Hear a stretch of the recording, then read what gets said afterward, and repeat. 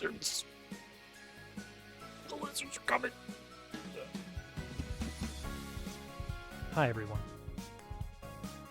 Where does it store the things? The config file. There we go. Let's just turn music to 0. Does Lizard Party add one? That would be amazing. Unfortunately, that sort of thing is not possible with native alerts. You got to get fancy for that kind of thing. Okay, so hello everyone. Welcome in. Mac, Willow, Theron, Turtle, Snail, I guess, Dupu. Hope you all are doing well. We are... Okay, so earlier I put a bunch of stuff together and I was like, it's fine, it's temporary, don't worry about it. No, we're gonna go back on that. We're gonna make this something a little bit more sturdy and long lasting. Got some ideas. I got some ideas for tonight.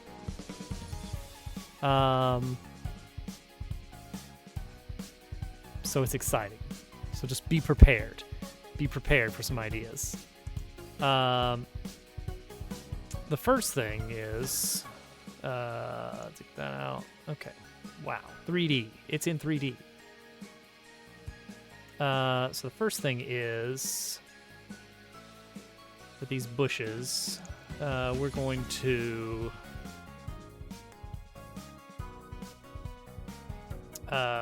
nest those. 6, 9, not 9. These right here, I think, are the ones we want. Yeah. These guys can go away and be replaced with a second collection of bushes. And then we can also have a third collection over here. So the plan is we're gonna have physical spaces. We're gonna have one of those physical space menus. You know the kind. Ooh, that's not good back there. Did you see that? Oh, don't think I didn't see that, you sneaky. There we go. That ought to do it.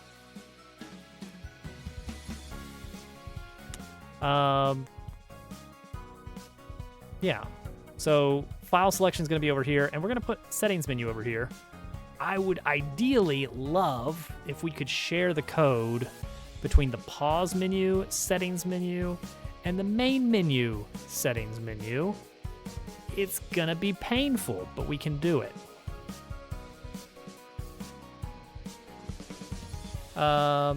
Next thing.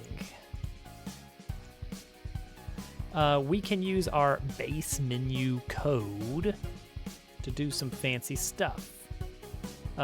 Specifically, when the title screen loads, we're going to we're not going to have this. I think I might be interested in having, let's see here. So we have this little, wow. It's a billboard object, which is fine, apparently, until opacity becomes an issue.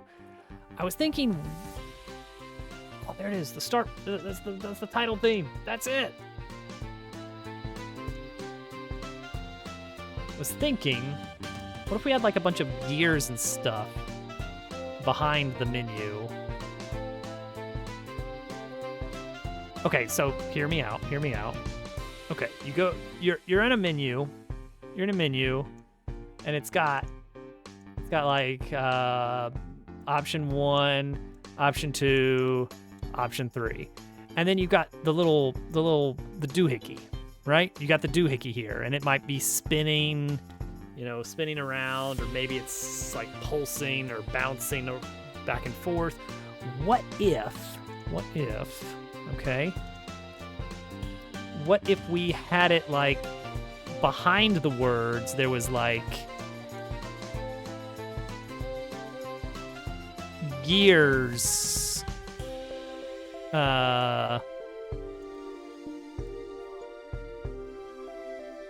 And stuff. So maybe like this is like lights on it or something. I don't know, or bolts or something. And gears and like shifting, like the gear shift mechanism or something. And then like a little chain going across it. All that is behind the words. So that as you change which item you are selecting, you see a gear shift happening behind the menu so that the appropriate arrow lights up and starts spinning. And it's all this like beautiful mechanical device going on behind just this tiny little menu. I think that would be cool. Maybe a bit, what would be the word? Not aspirational, not assertive. It's an A word. You know the one. It's a lot.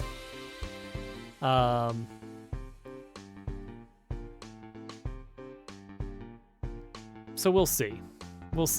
For now, though, we can get by with just, hey, what about we just go ahead and have an actual menu here instead of just press A to get to the load screen. We go ahead and have select between game, settings, and exit. Let's go ahead and get that going right on the title screen right away.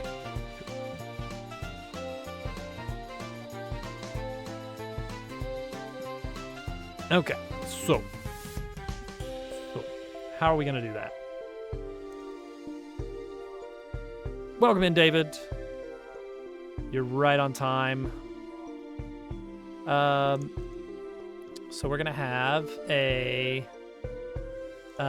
new node to represent the main menu. And on our main menu, we're gonna have our selectable items, which can bob and weave and I don't know what else. Welcome in, Imp. Not right on time. You missed the intro this time. There's always next time. There's always more lizards to be had.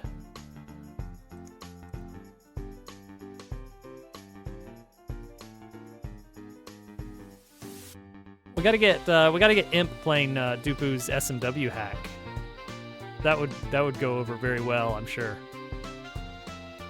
It's been there have been rave reviews. Do not actually play Dupu's hack unless you're ready for a rough time, because it is hard. It's way harder than what I put out. Mine was Kaizo Beginner, I think is what it got ranked as. Are you working on the game intro? I sure am. Here, let's crank the music on the actual game here. And let's launch it.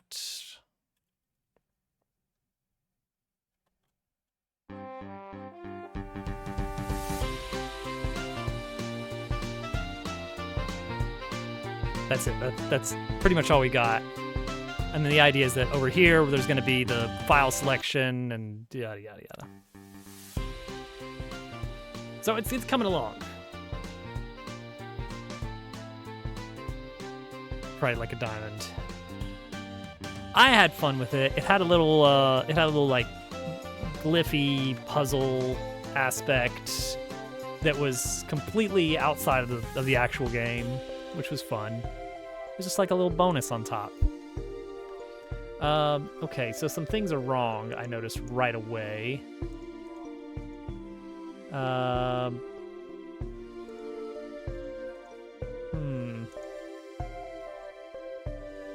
There's supposed to be a... Oh, right, we moved it. We moved it, didn't we? Yeah, this is supposed to be a black screen to start with. Because we were working on some 2D stuff, and that's why that was the case. Okay, yeah, yep.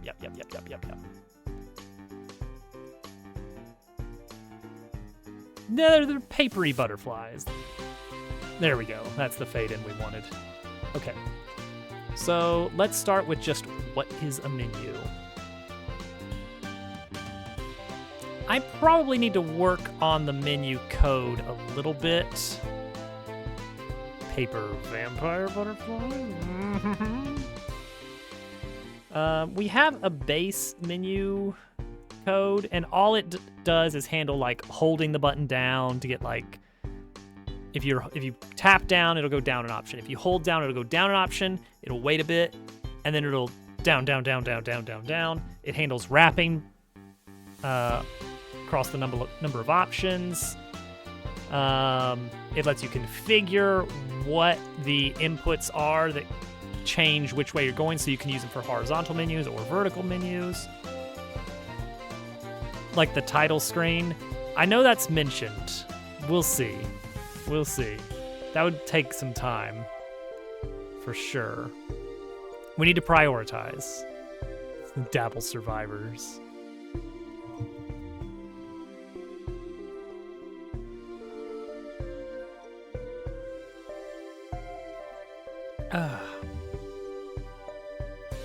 Boom, boom, boom, boom, boom, boom, boom, boom. Yeah, just, you know what? I like people suggesting things until they get too far off base. Then they're on thin ice. Yeah, it handles cancel and callbacks on that. So what I need to do...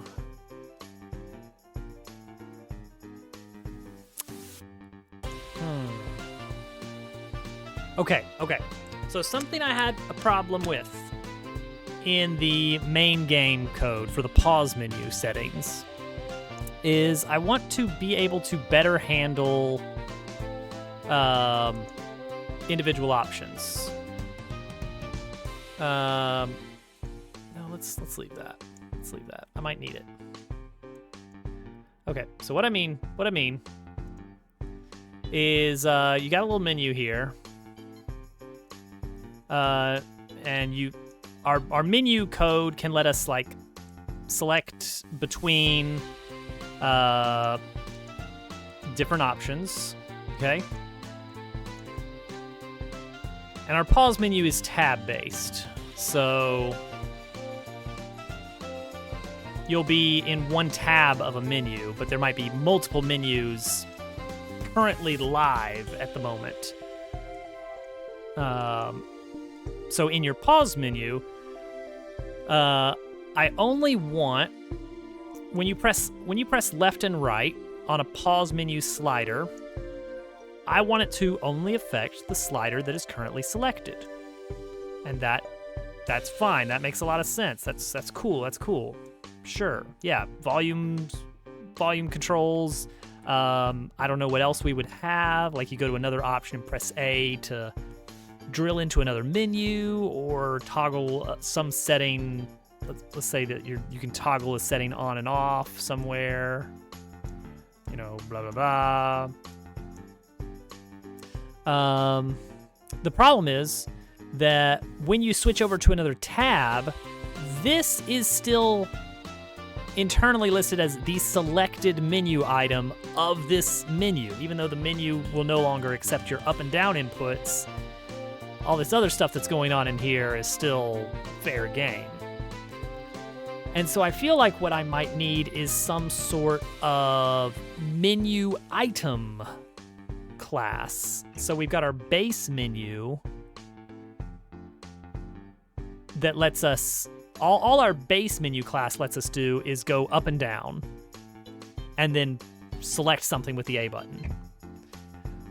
What does it do when we do select? Oh, it just calls the on selection changed signal. We have a selection made signal and selection change signal for other things that we might need to do. So consider, what if we had a base class for an individual menu item? And what we could do is give it some signals of its own, perhaps. maybe. We could inherit off of that base class to do things such as, okay, if you press left or right while you are hovered over this item, then it will adjust the slider value. If you press A, it will perform some action. If it's, another subclass for a Boolean where it's a checkbox and it will do whatever's appropriate for that. That could be useful.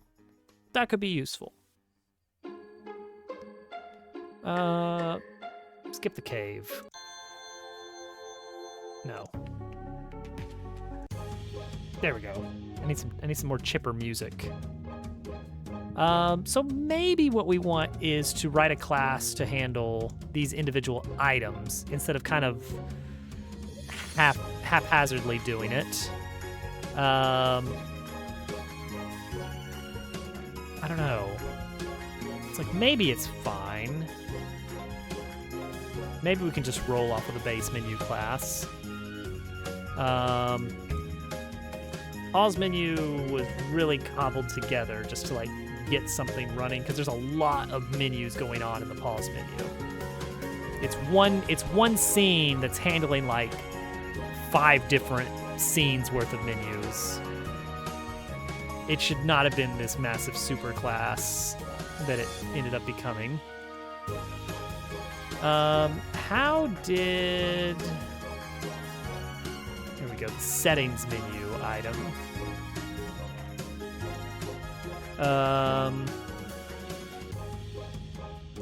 Submenu we get is locked. Oh, right. The sliders themselves, I did that as a base menu because I guess that makes sense. But then I had to do all this extra stuff of well, in that case, you need to check to see if you have a parent menu, and then if that's locked, then don't do this.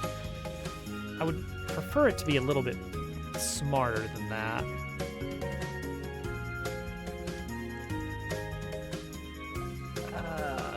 But I guess for now it's okay. But it's on thin ice. Okay. Well, let's try to do the title screen then. We are going to create this main menu item, which is just going to be our start, settings, or exit for now. Those are going to be the options. So similar to the pause menu, or no, not the pause menu, similar to the settings menu, we need to extend our base menu class. And with that comes great responsibility.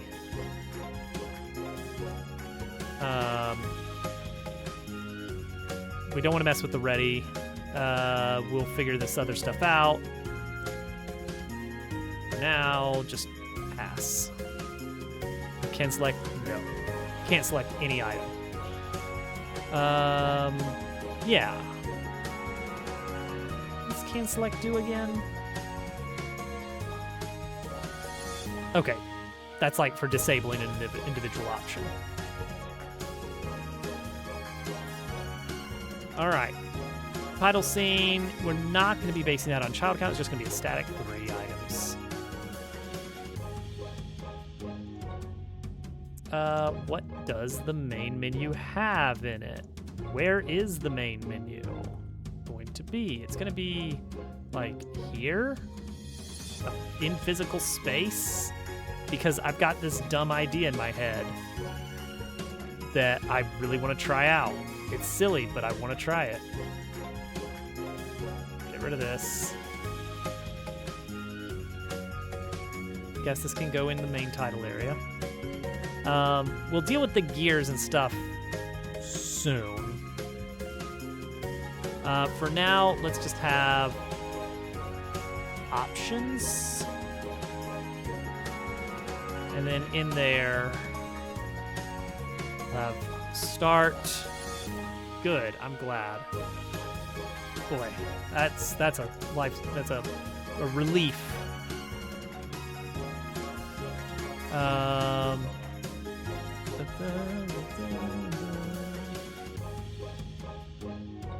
Modulate, white, outline. I don't know about outline. Maybe we can have a backdrop to it to make it work a little bit better. Now, where is it? Whoa. Ah!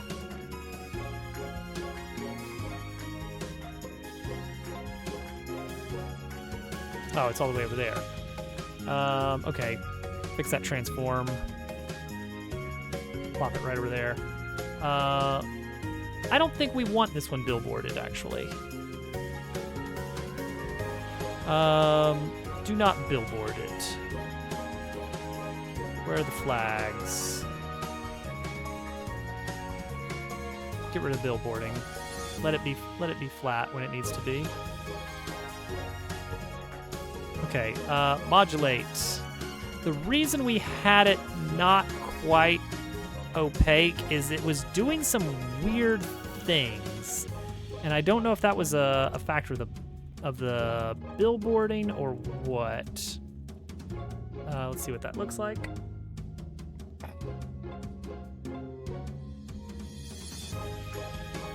Yeah, look at this. Look at how crisp it is. That's weird, right? That's super weird. Let me mess with some settings over here while we have the game pulled up, because that does not look good. If I change the alpha channel on those, let's check the other flags here. Get rid of alpha cut. Okay, that's better. Of course, now I can't see the outline at all. Do we want our fancy font? We have our hand-drawn font. We want to use that. That actually looks pretty good. Yeah, I do like that. So I cannot see the outline. Where is the outline?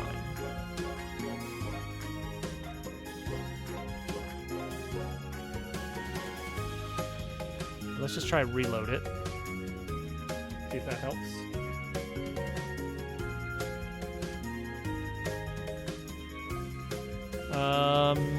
No.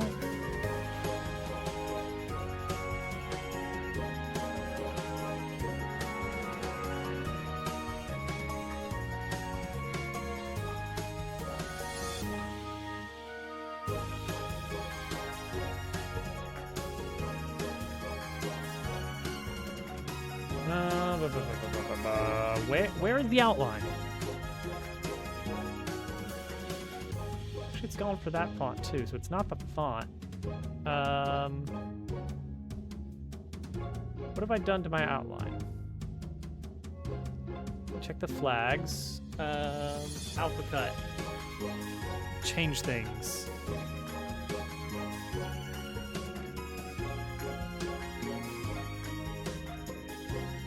That looks awful. Billboard. Does that fix it? No. Well, let's try making it bigger. No, of course not. Why would that? Why would that do anything? Okay, here's an idea. Just keep undoing until the outline comes back. There it is. Okay. Now let's work our way back that direction.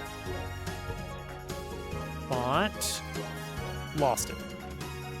Okay. Still good, still good, still good. Gone. Interesting. Why? Wait, actually, that's a good question. Godot, bitmap, font, outline. Oh. No, you you can't really do it. Not trivial for the engine to decide how to draw an outline for a bitmap font. Okay, so we could do it with a shader. We could do it with a shader if we wanted to get fancy. How badly do we want this outline? Considering there's gonna be things behind it anyway.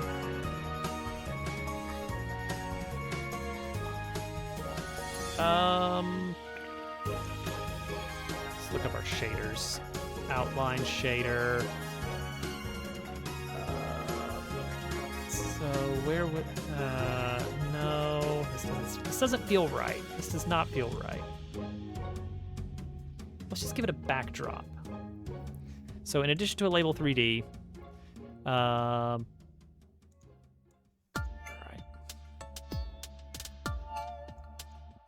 I do want to make it a little bit bigger though. Which, I guess I could just move it closer to the camera, for one thing.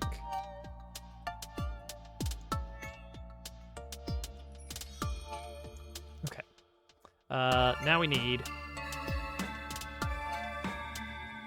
Let's do a full-on box. Let's do a plane.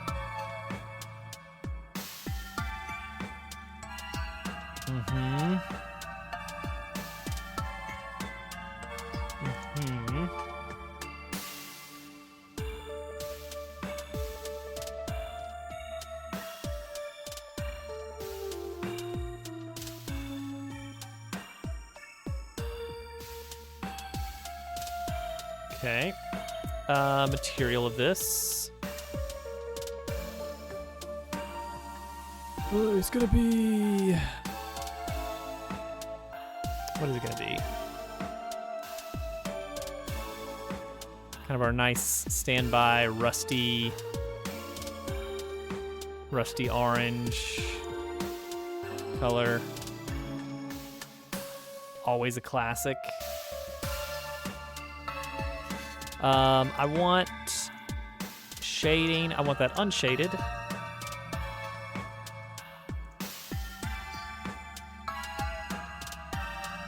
For now. Okay. Yep, just a plane in space. Where does that put that on the screen when I load up the game?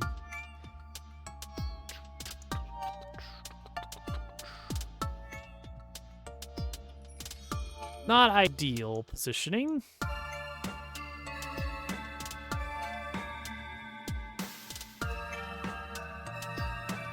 We want to have 3 options available, and they need to be small enough to actually... That's probably good. So we'll have them like slide up, or maybe even back. Okay. I am going to save this as a scene. Let's actually divide this up into folders.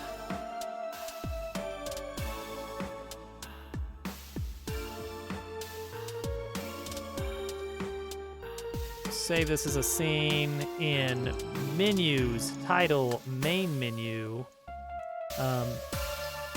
Menu option.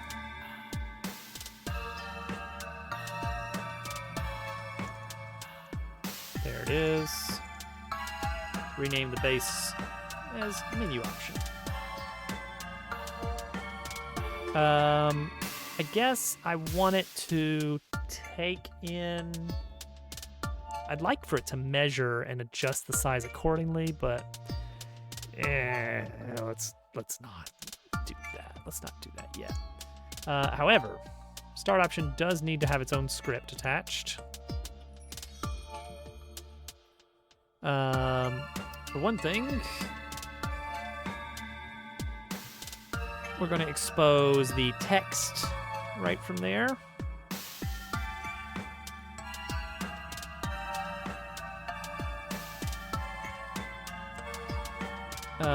Menu option, grab that label here. Okay, great. Because this may eventually have all sorts of crazy animation going on with it. I would love that. For now, it's just gonna have start. Let's just call this option 1, option 2, option 3.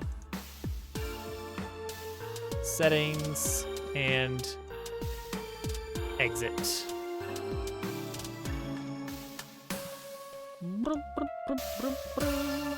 Alright, so how far down do we need to go to get some good breathing room? Let's load it up, see how it looks, and then adjust from within the game.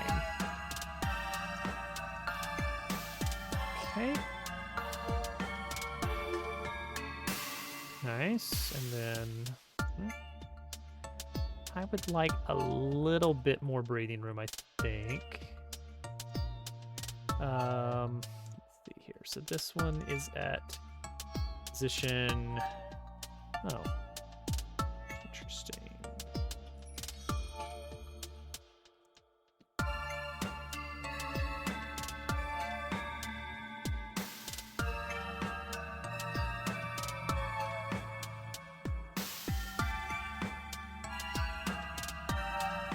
Oh, because it's in the thing.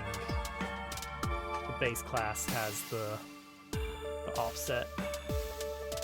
Okay, there we go. That's better. Reload. Redo. Mulligan.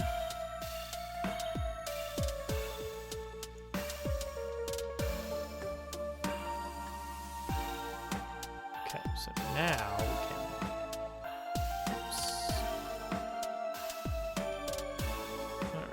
Scoot it down just a hair. So that's 0.1. Let's say 0.12. And then make this one 0.24. Great. Main menu. Now let's bring the whole menu object. Change its offset.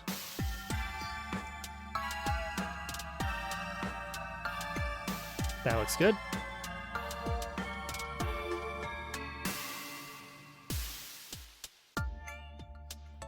So, the dumb idea, as I'm sure we're all, let's see, is that the billboarding going on? No, it's not. So one thing is, I would like for,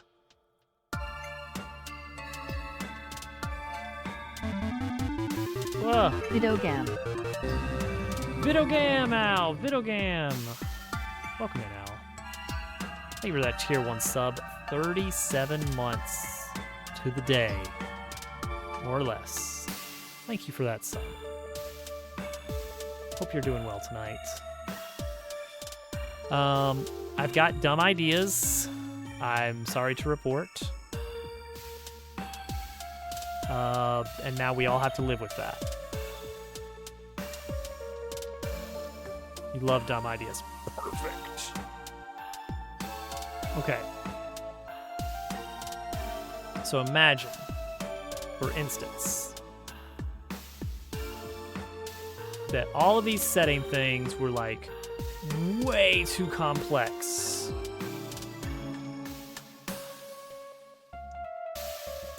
Pull this up a bit. Let's just make it a box, okay?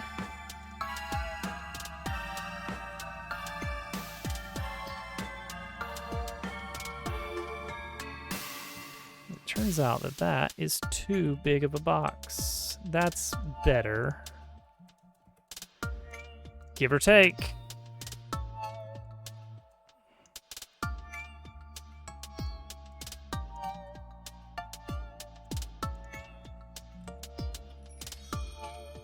Okay, so my dumb idea is we're gonna build out of loose geometry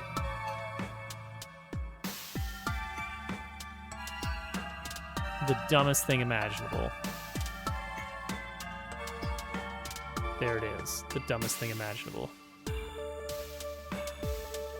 Let's just scale that down. They can't stop us.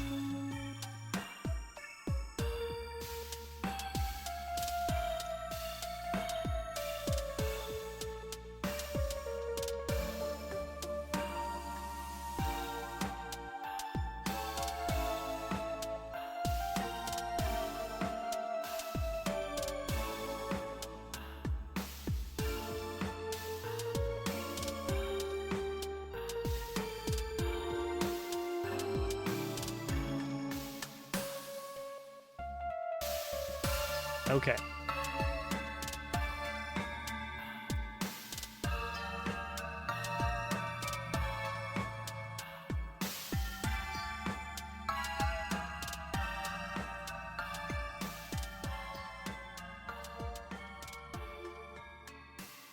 All right, so far so good.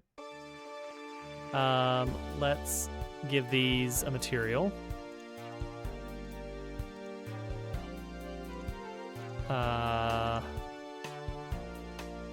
Sure, actually. Let's make it vaguely metallic. Like catch the light a little bit. Oh, wait, let's use some of our existing textures. How about that? That sounds much better. We got some really good like rusty textures and stuff that would go great. This.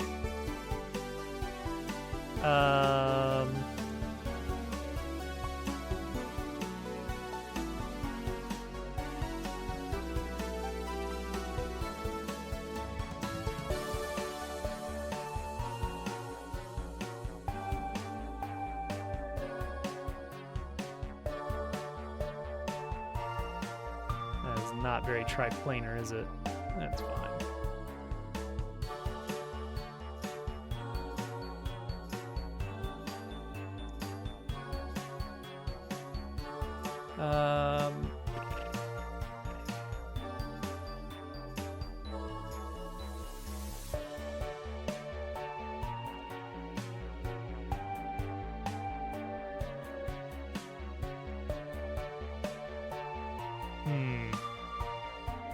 Blue steel. Of course. Why didn't I think of that?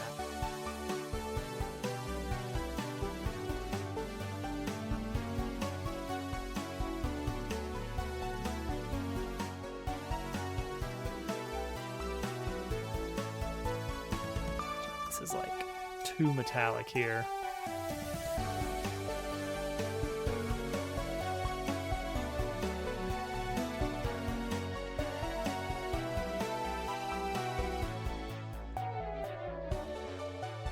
Too shiny.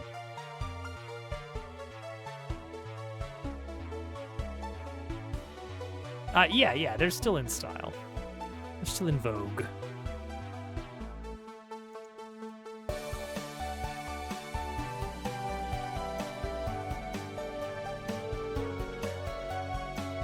Okay, so the next piece of this whole operation.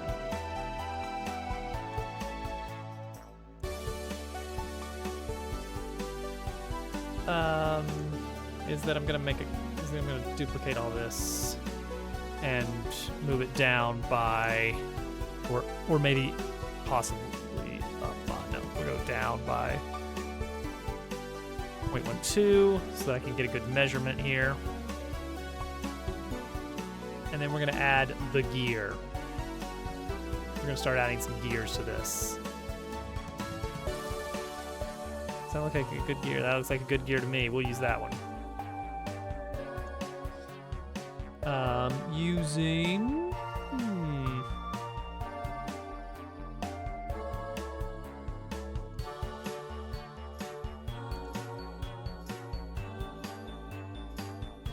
Not triplanar, one thing. That might be okay.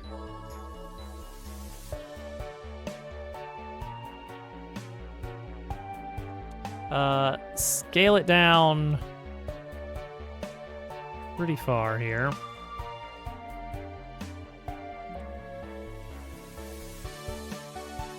not enough. Not enough. Still not enough. Possibly.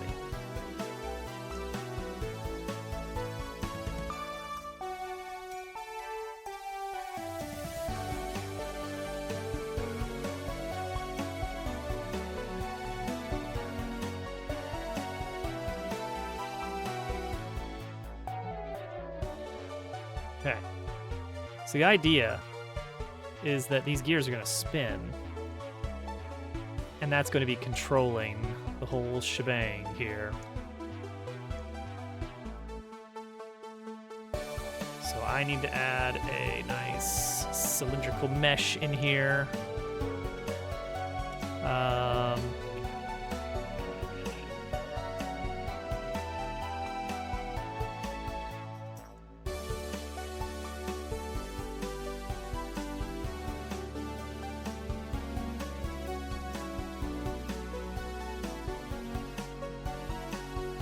Okay, that looks great. Love it so very much. Elevate, maybe? It's been a while.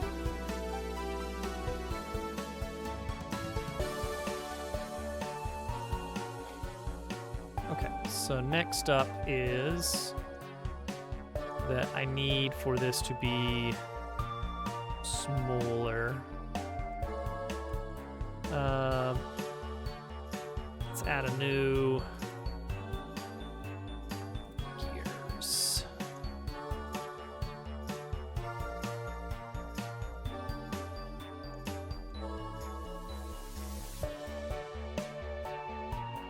Okay.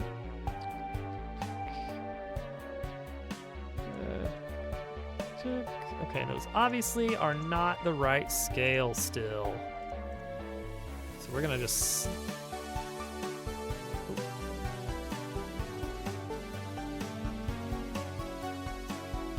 Close. This really should not matter that much. No one is gonna be looking at the menu that hard. Welcome in, SkyTech. Hope you are having a good night. Let's get these pushed back over closer to origin. So I can just move this whole thing over. A little bit simpler.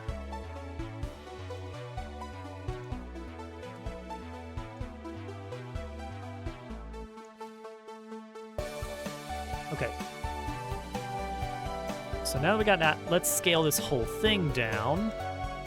I'm aiming for right there. That looks good, and now half it. You can do it. Did you guys know you can do equations right in the property boxes? No, Theron, no. This was the one thing we didn't want to happen.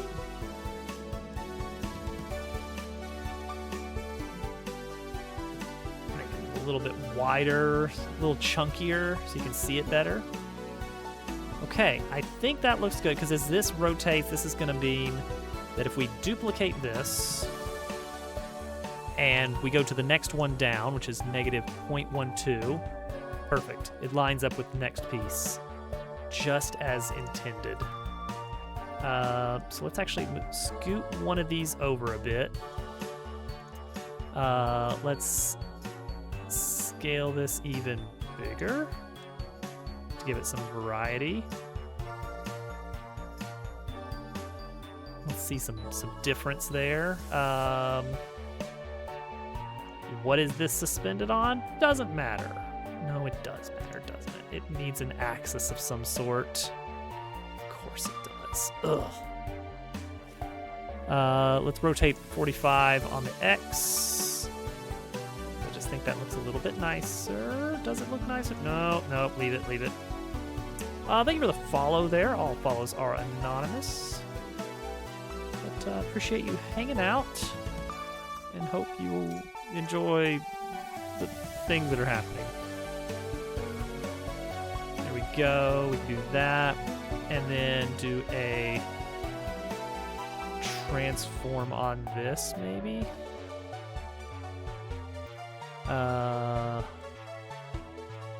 Scale that down a bit. Actually, no. Scale the whole thing down a bit, and then scale X back up. So you're barely gonna see that. All right, take it back. Put it back. All right, that will be fine. I guess we could double up the gears and mirror them. I guess I'm okay with that. But if we do that, then the other side needs to look a little different somehow. We don't want full-on symmetry going on here. That's nobody's friend. Let's just make it a little bit wonkier. All right, that looks fine. Love it, love it. Okay, get rid of the temporary junk, and now when we see it all together, we should have, yeah, this nice, cool little series of gears go. Jeez, let me focus on it. This little series of gears going on. I love it. Looks geared. These rusty gears happening.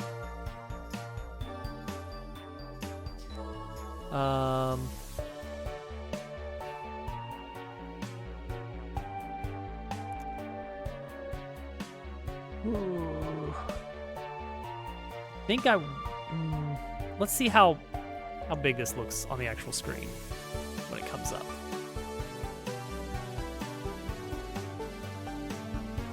So it'll load up from below.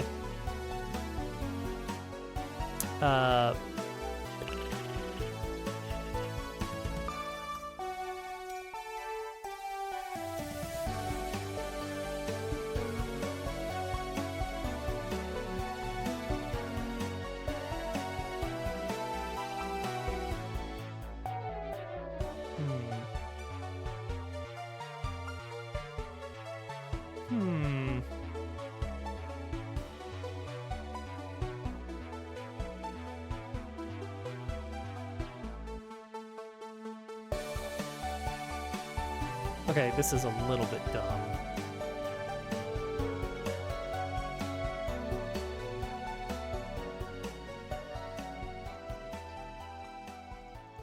I want to have more gear,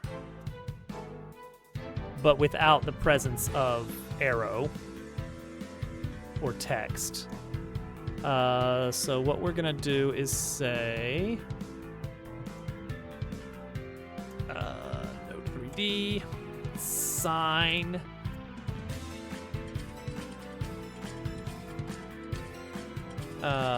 sign is this and the label. And that means we need to adjust this script for... Wait, not this script. This script.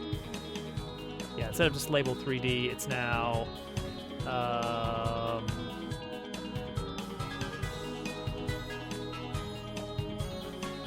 this. Okay. But we're also going to do something that says that if label name is blank, then just hide it. Just don't show the sign, and that's it. And what that hopefully does, less flat, more 3D. Dabble does not look 3D at all. He's completely flat. That's the whole point. There will be motion happening. There will be motion happening, just not yet. I kind of want to hide the arrows as well.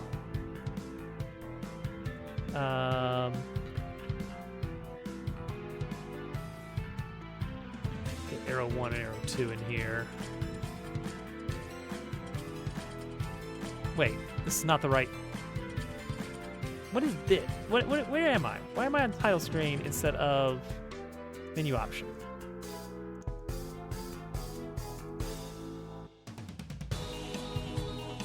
Yeah, take off the arrows.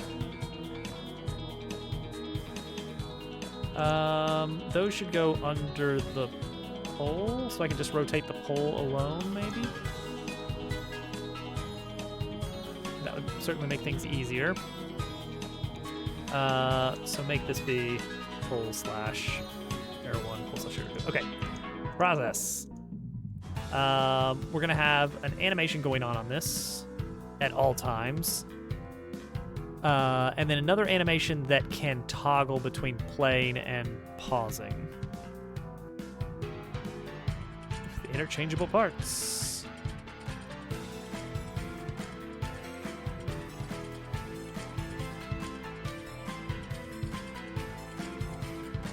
So we're gonna have our first main animation that is just always active. Whether you like it or not, it's always going. And that is this gear's rotation. Well, I guess it's all the gears rotation.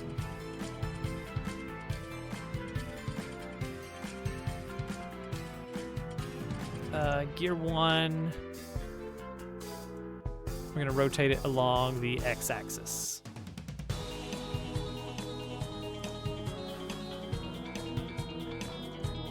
(360 degrees). Infinitely, forever. Maybe we'll make it a 2-second long animation so it's less speed spin going on.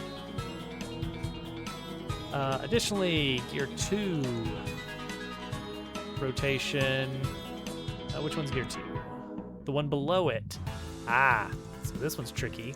We need it to go backwards because, you know, that's how gears work. Beautiful. Now wait a second. Let me see that. Let me, please. Please. Okay.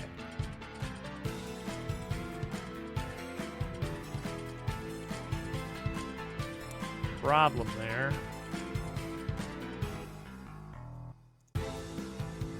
By the looks of it, that's, yeah, look at that. Easy to fix.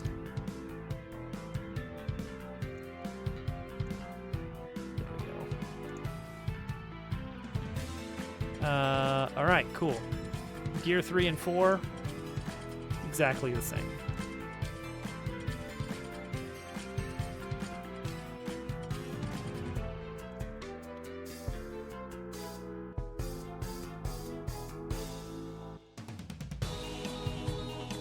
And sure enough, that's got the exact same issue.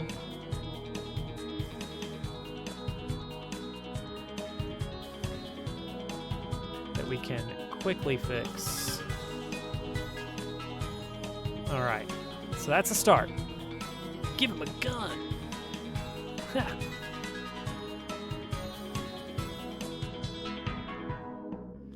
All right, so the next piece.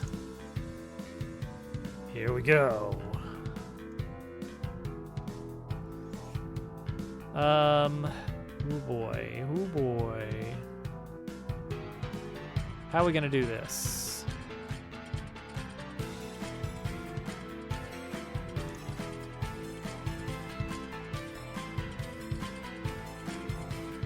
Active. This is for the arrows. Well, no, for pole. It's going to rotate.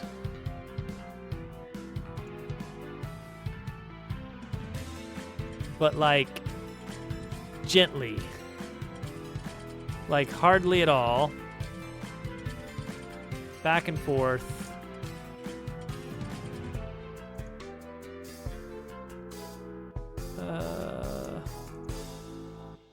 Let's give that a little more juice.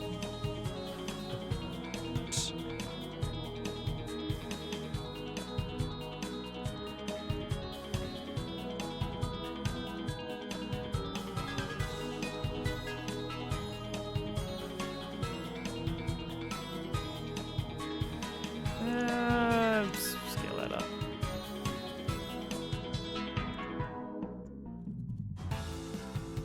Okay, so that's for when it's active, and it will abruptly stop when you don't have it selected. Even if it's like mid-spin, it'll just stop like that.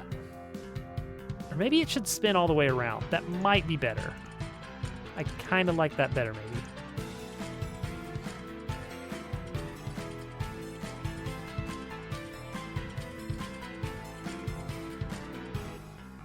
But that's not enough. We're not done yet. Also, this... I want to give this a second one that is slightly, ever so slightly bigger. That has a different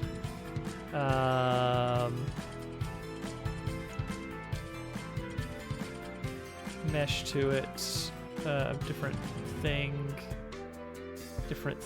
bopper. Let's go shiny black.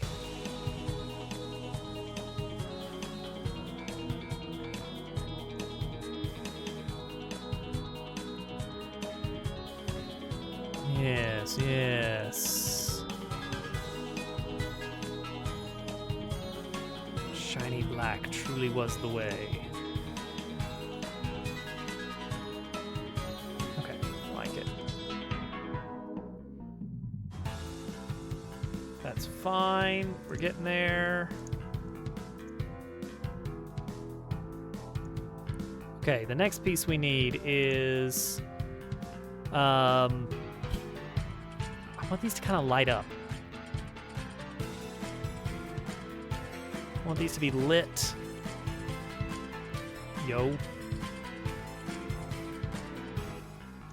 Now, how are we gonna do that? I've got a dumb idea. Dumb idea for you. How does that sound? You guys like dumb ideas? I know you do.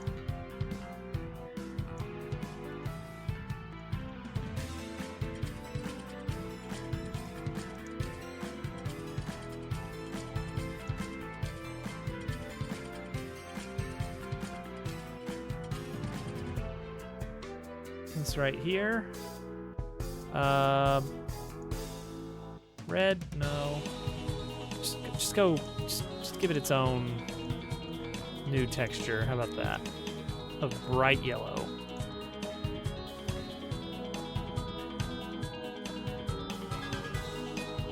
Just a nice bright yellow.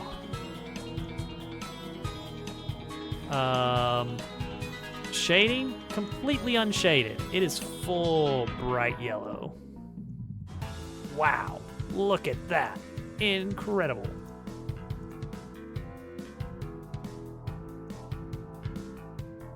And that one gets one too. Yeehaw! Okay. How does this not have the thing attached to it? Main menu option. This should be attached here. Oh, no, sorry, not that. This. How is it not attached to the default? Doesn't matter. It's fine now. Okay. Lit arrow 1, lit arrow 2. Ta-da. Okay, now for the title scene code. Willow, what the heckin' heck? What are you doing? Will, it's 5 subs. That's 5 subs. No Barb. Terrible. You're spending money. Dare you. Willow, thank you for 5 subs. That is almost a dozen. I will turn subbing off. I don't know how, but I will do it. It's very kind of you all. I assure you. Oh, you have good news. Okay. Okay, you were hired. I mean, that softens the blow a bit. Start March 11th. That's pretty soon. Well, congratulations, Willow. Is it a field you are familiar with, or trying something a little new?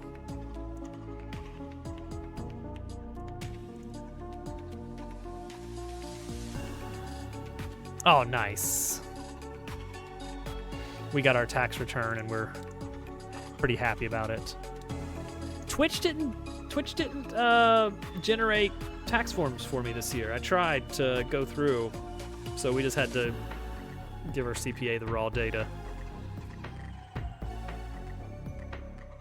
Oh, that's nice.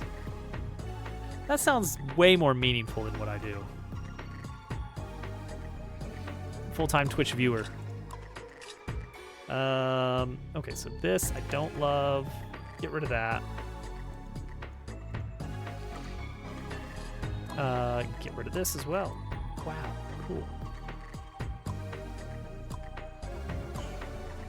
No butler like Duke, that's true.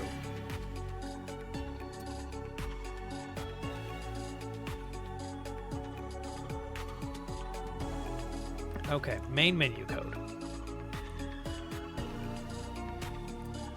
On selection. Okay, so we need to get our menu option items. Oh.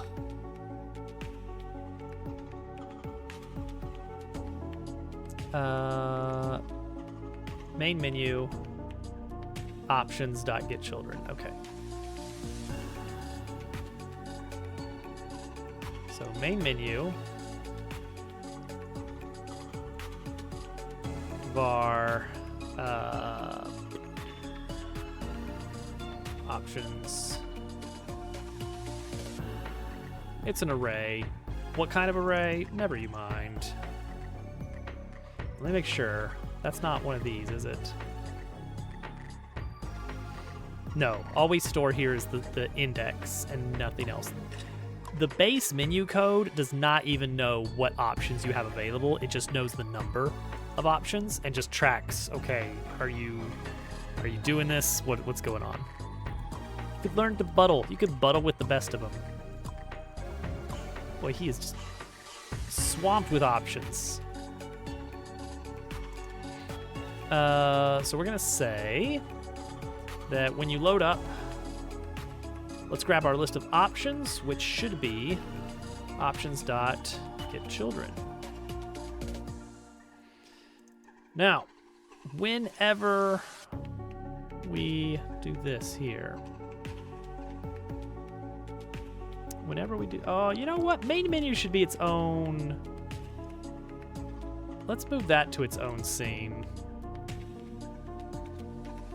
That makes a lot more sense, doesn't it? Okay. So whenever we change selection, and also initially,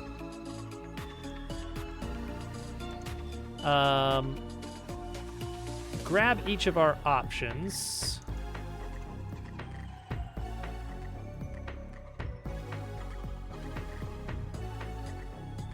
And the one of those has, I guess we can have code here for turning the lights on and off. Lights on.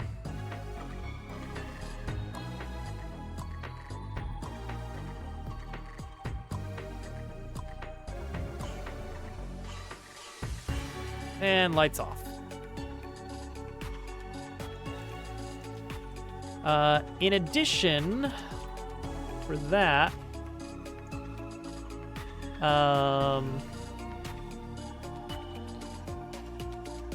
we have our twist animation, right? Active. When the lights go on, play active. And when the lights go off, pause the animation. Don't set it back to 0 because that'll look weird. All right, so we can call lights on or lights off from our main menu code.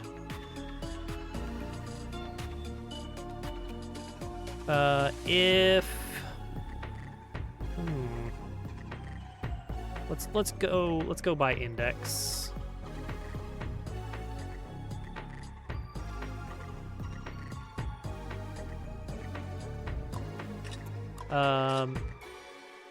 If Selected, what is it? It's in this.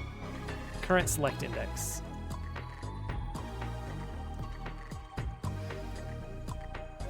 All right.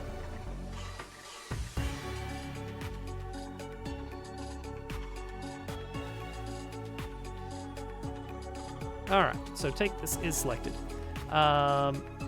If it's selected, then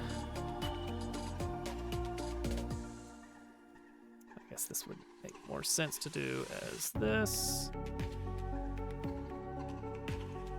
Option dot lights on. Else lights off. Don't mind my indexing there, my non-tabbing. And that's it? Is that enough right there? Let's find out. Welcome in, Aaron. TTV. Invalid assignment because lit arrow doesn't exist. Let's double check that. Menu option. Pull / arrow 1, arrow 2, arrow 3. Okay, yeah. I screwed that up. Bad naming. Twitch.tv/gov.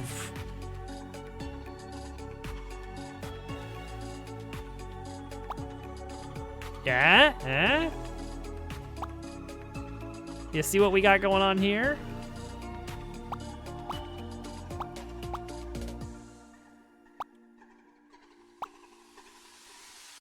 That's a fun little effect.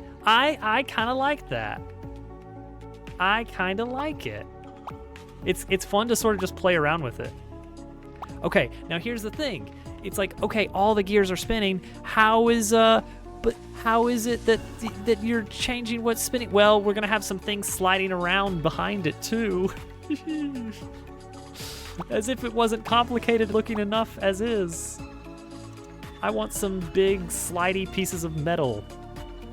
Secret unlock. Oh no, there's a big puzzle. There's a big meta puzzle in the whole game that no one in game ever acknowledges. There's a whole secret language you have to learn. Oh, there it is. Why did I do that? Why did I do this? Copy this position. And then on here, yeah, then paste this value. There we go. So it can be wherever we want it to be. When you were doing the Reverie cipher, I did not. Gosh, Reverie has been a trip. Man, I loved Tunic. It was so good. Don't get me wrong, Reverie is cool, but you have to admit there is something really interesting about a conlang that is not letter substitution.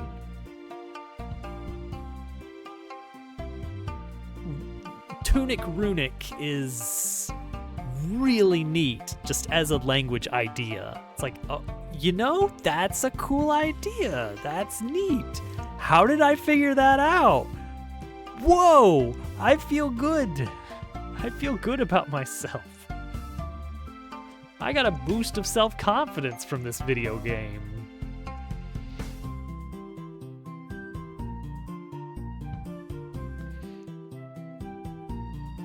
Oh man, what a great puzzle that was. I really, really appreciated Tunic.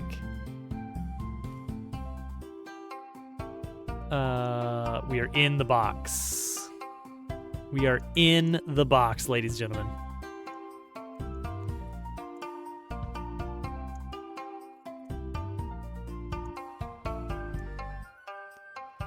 Should it be multicolored? That's not a bad idea.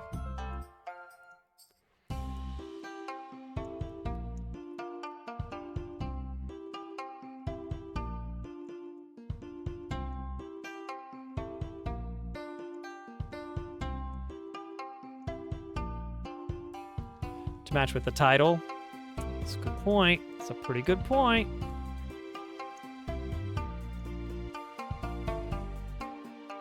Wait, for the menu options? No, no, no. They're fine. They're fine.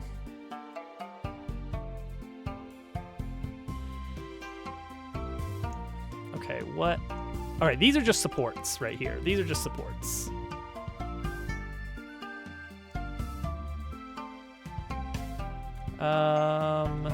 No. Wood? We can go wood. Maybe dark wood. We got a nice dark planks texture here. Triplanar even. Or, where's that chemical plant texture? That looks all right for that. Like, it's definitely not what it was meant for, but kind of make it do. Brick. Metal. Metal grate. Actually, metal grate might be okay for this. Kind of cool. Yeah, let's go with that. Gives it more. Oh, you know what? Better yet, better yet. Hi, Day. Check this out. Let's do this and... Okay, that doesn't actually look that good. Dang it. Triplanar? No, wrong size. Dang it, that was gonna look cool. All right, well that's fine.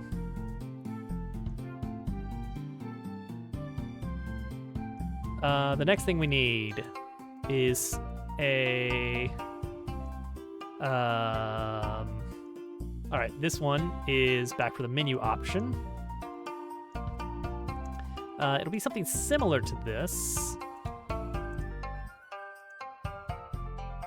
And its positioning is actually going to be based on the index. So we need to throw that in. Survive the week. Heck yeah. So we're gonna export index number. By default, 0.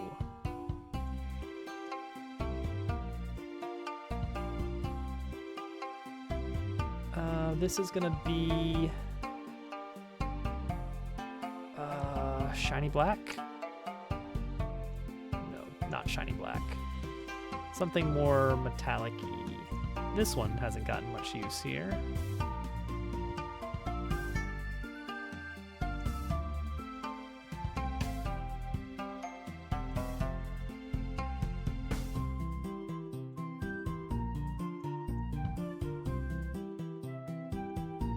Okay.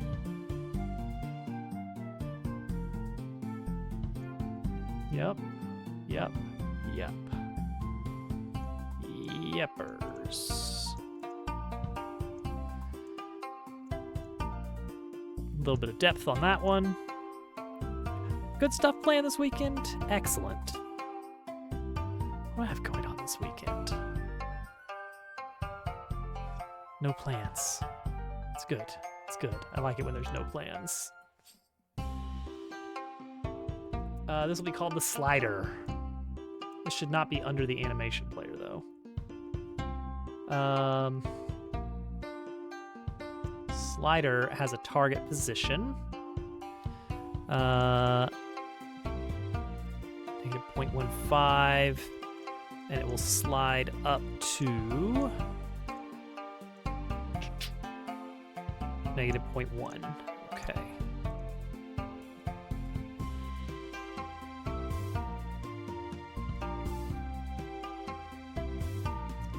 Let's see here.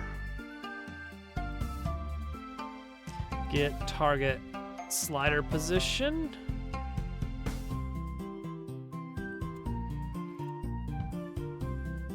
As a float. No, as a vector 3.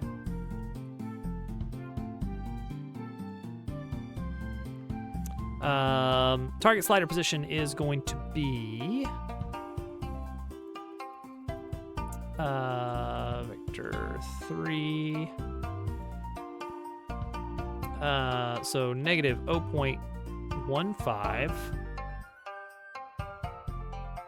plus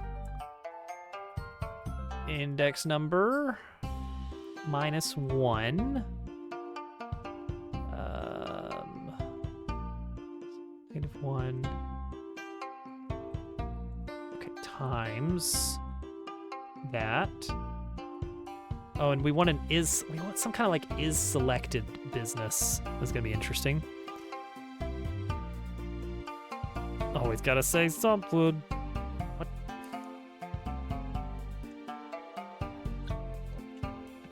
I feel like I'm finally kind of getting on the other side of all that sickness and feeling decently normal again, which is good.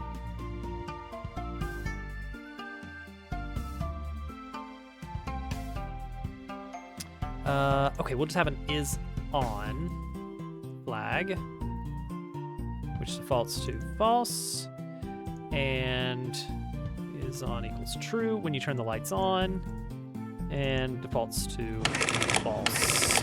Little spiders. We'll probably end up having some spider enemies.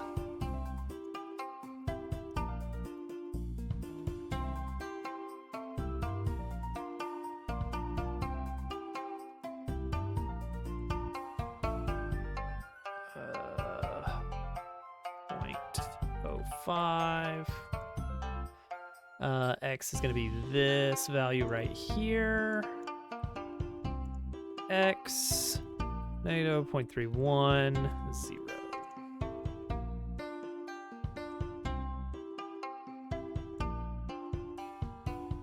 Oh, right. Need the colon. All right. Slider.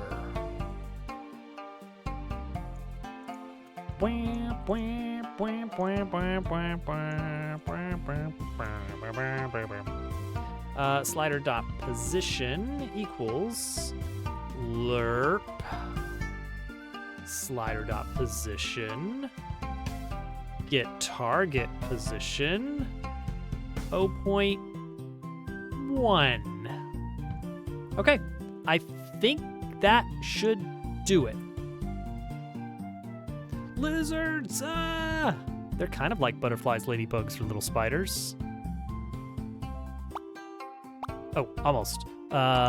Initial position didn't work there. Why not? It's supposed to use the index, because I didn't provide the index number. Did not actually provide the index number. Ah, I can get that automatically instead of doing an export.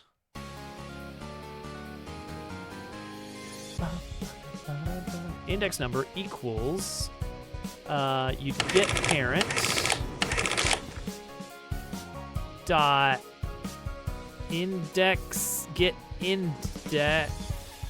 What does get index do? What is this? Returns this node's order among its sibling.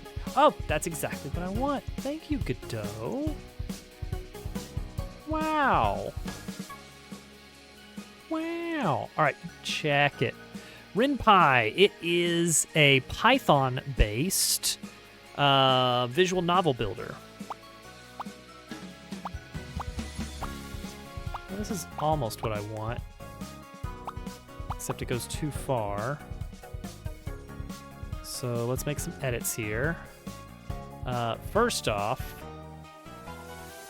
menu option, I want slider to be hidden on the dummy one.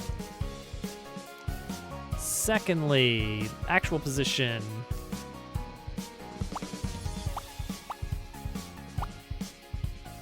Needs to be further left. Maybe it moves less far.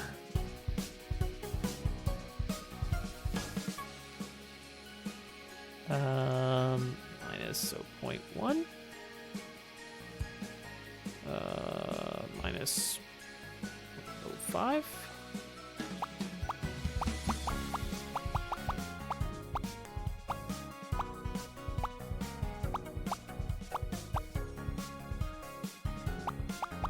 All right, there we go. Is this too much? Is this perhaps too much going on back here? Also, second slider object. Let's adjust the size of that. There we go.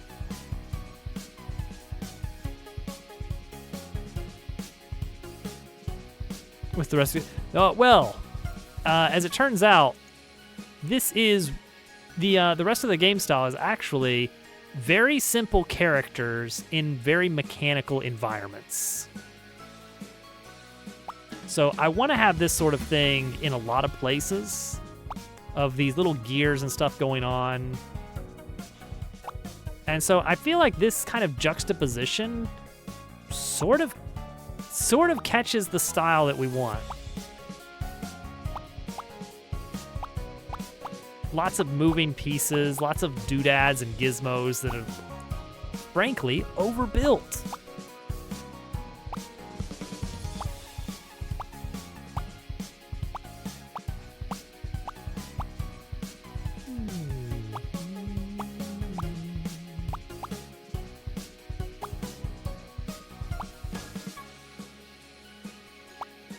Spinning the arrows is actually kind of fun.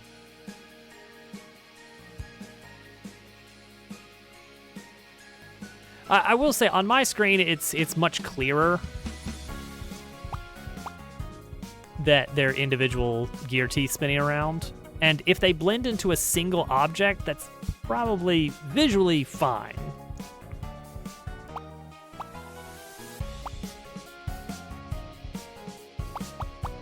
Okay, now this whole thing needs to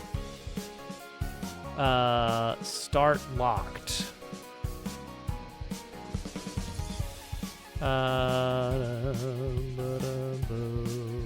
These the base menu code we have has a is locked flag.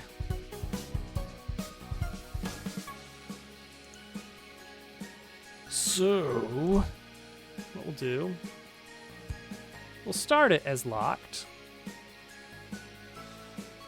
And then the title scene here.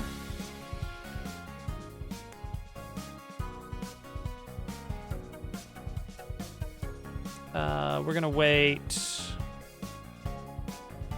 1 second before unlocking it.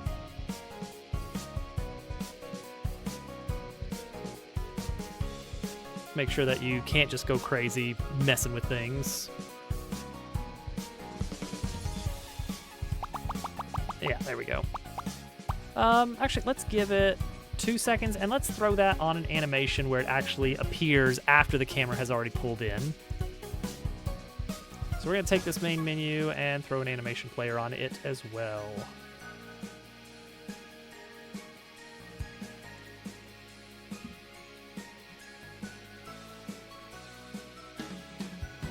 So let's see here. This will be our main menu position. We're going to end here. We're going to enable it after 2 seconds, so let's have it appear at the 2 second mark. Let's just slide it out this way, I guess. I just don't want it to be seen in the initial movement. Okay. Let's try that. Oh wait, I need to set it to autoplay that animation. Or else we're just not going to get a menu.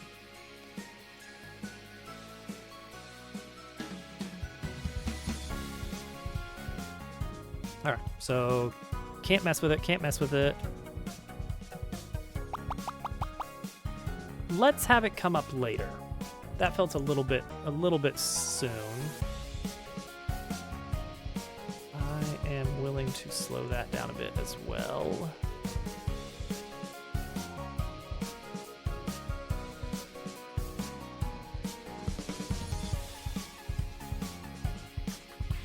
Just kind of doing it to taste. Yeah, well, that seems good. Let's double check. Where is it? Where is its initial position? Over there, huh? We can go a little bit kinder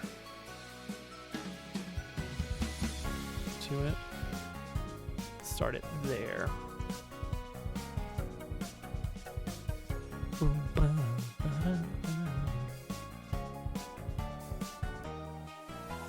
Yeah, so it has kind of a slower. Cool. Right now, none of them are selectable. That is in this code right here. Can select is false on all of them. So we need to modify that. The default behavior for can select is return true. So we're just gonna get rid of that override so they can all be selected.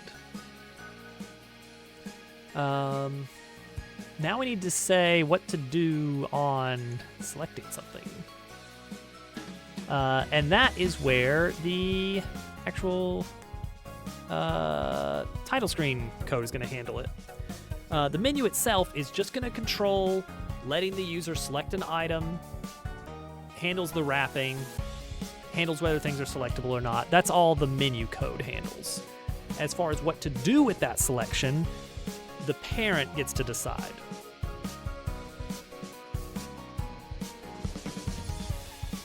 So in this case,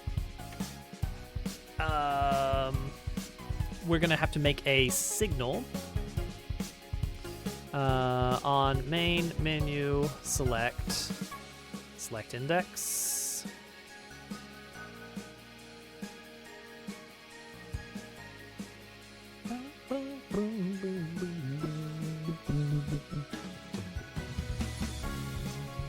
Okay, so how do we do this again? Base menu code exposes the signal on, here we go, selection made. So our title screen can connect that main menu dot selection made dot connect to on main menu select. I think it's just that easy.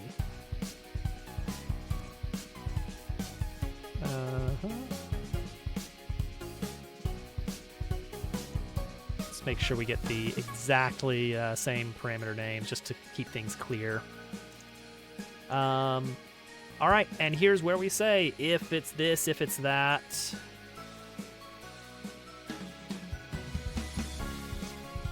What's the syntax for a switch statement?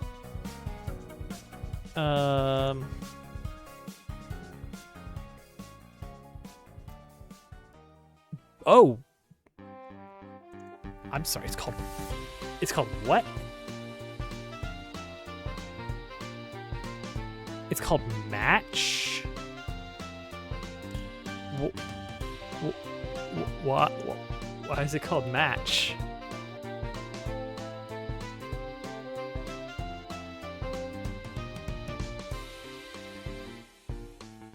Oh.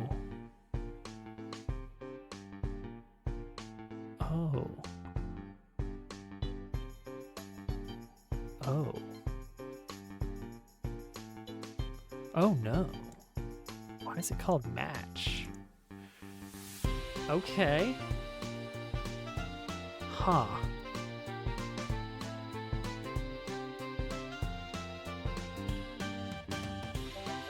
Well, I mean, that's fine. That's fine. I mean, it still works, but like, what? Is that a Python? Is that the Python thing?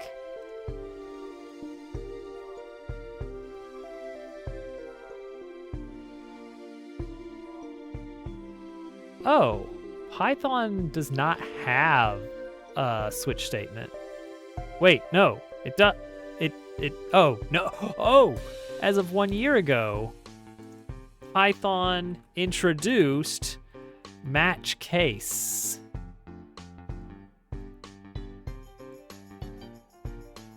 Huh.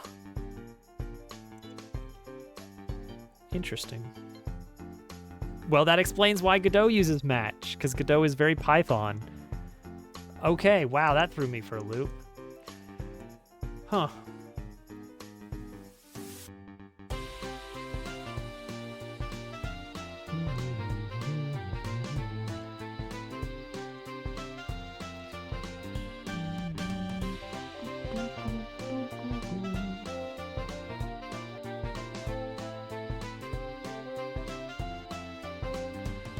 So, boom, that's quit right there. Let's test it out. I think that looks like the right statement for it. Fun fact, when you're testing a game in Unity, exit game will never do anything. Cool, that works. Simple as that. Quit. Okay, we've successfully programmed in a menu option on our main menu. 8 months into this project.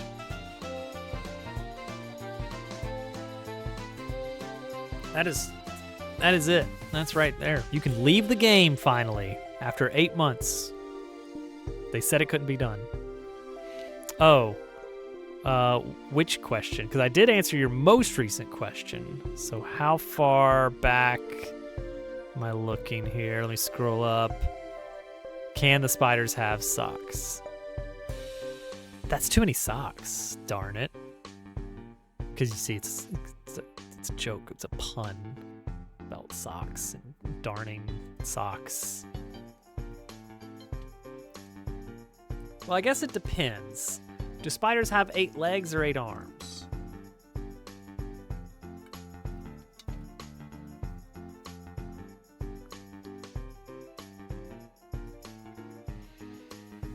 Or 4 and 4? I'm trying to think of different fictional representations of spiders that I've seen. And almost always, it's legs. You know, they got like 8 little shoes or something. Squitter from Donkey Kong Country 2, Diddy's Kong Quest, comes to mind.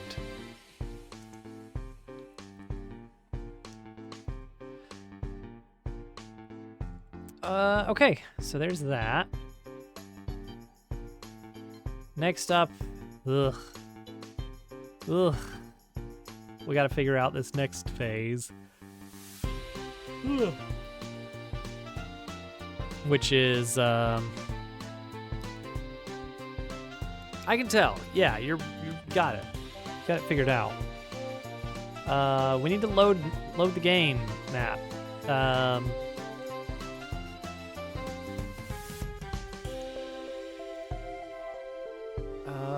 File menu. So, file menu. We could do file menu as a viewport texture, perhaps.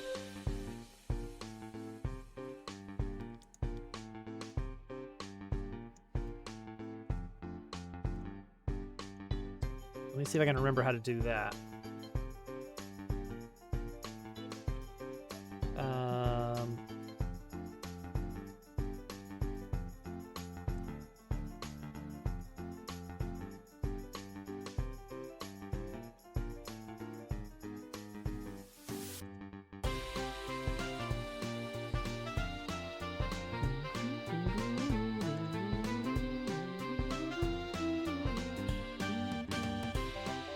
So what I would need is a viewport, a sub-viewport.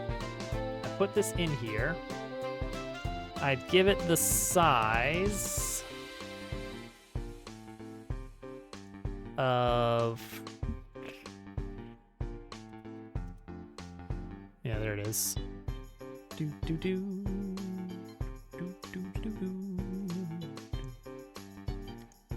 Position. Where is it located? 700? What about 0? Whoops. 900? What about 0? Actually, this would be a lot easier if I put this back here. Okay, I see. 0? What about 30? Okay.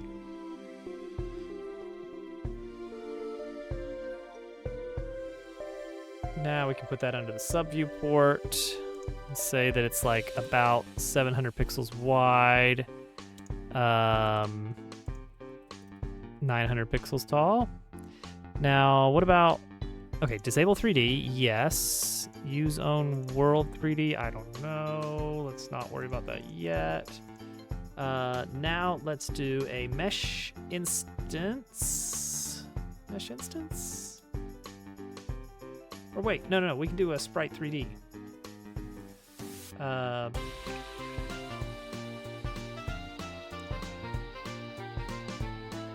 might make more sense. And then texture, we can say we're going to use a viewport texture using this viewport. And there it is. If we turn on opaque prepass, no? Where's our transparency in all this? Transparent background. There we go. Look at that. Okay. No, it's just mini game. There you go.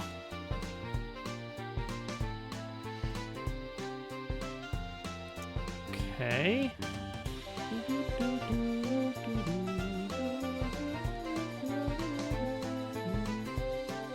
And we can angle it in cool ways. And it'll be neat and cool. We'll have a cancel callback.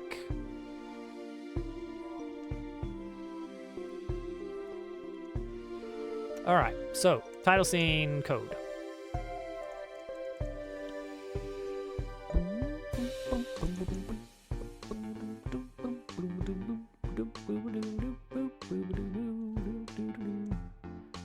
All right, lock the menu. Lock the menu. Lock the menu.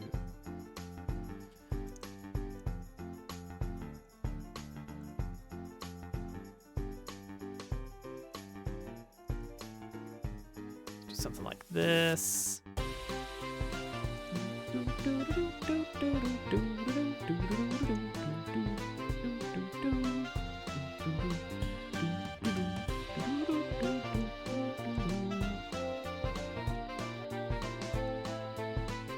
Okay, I'm gonna move it like 20 to the right.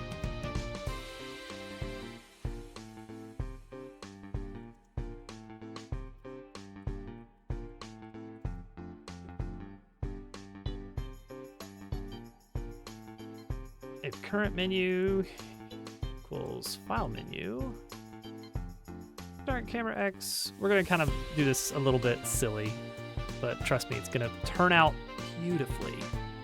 Beautifully.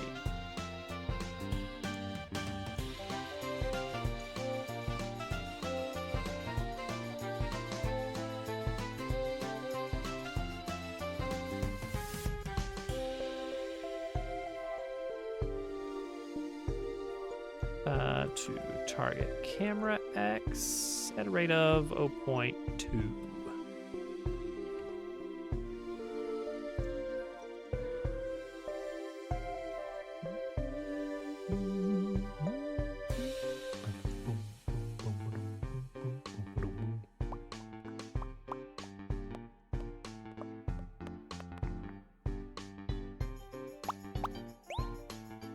Yeah, that looks cool.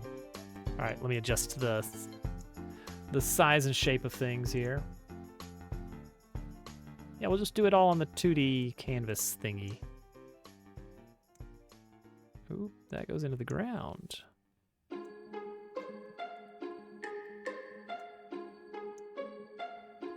That's the ground right there, huh? Okay. So we need this to be smaller.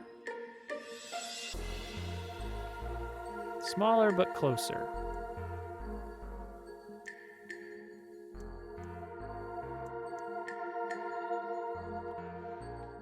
Okay, move it like too big. Okay, there's our ground.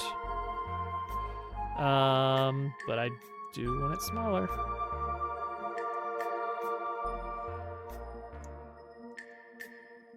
But bigger. Too much. Closer. Getting there. Warmer. Warmer.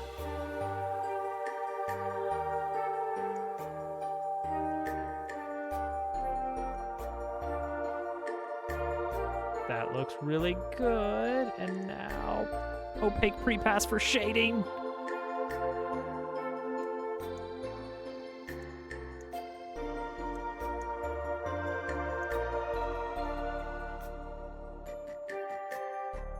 Perfect. Ball and chain, you did it. Okay, cool. That's that.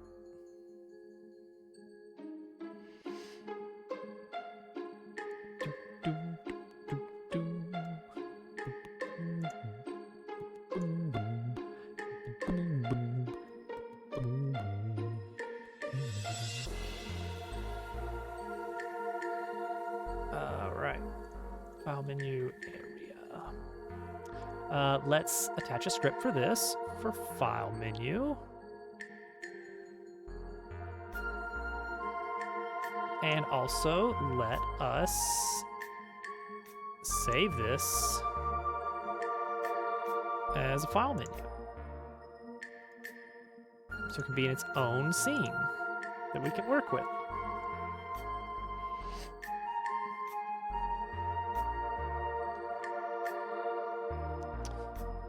Okay. Close that.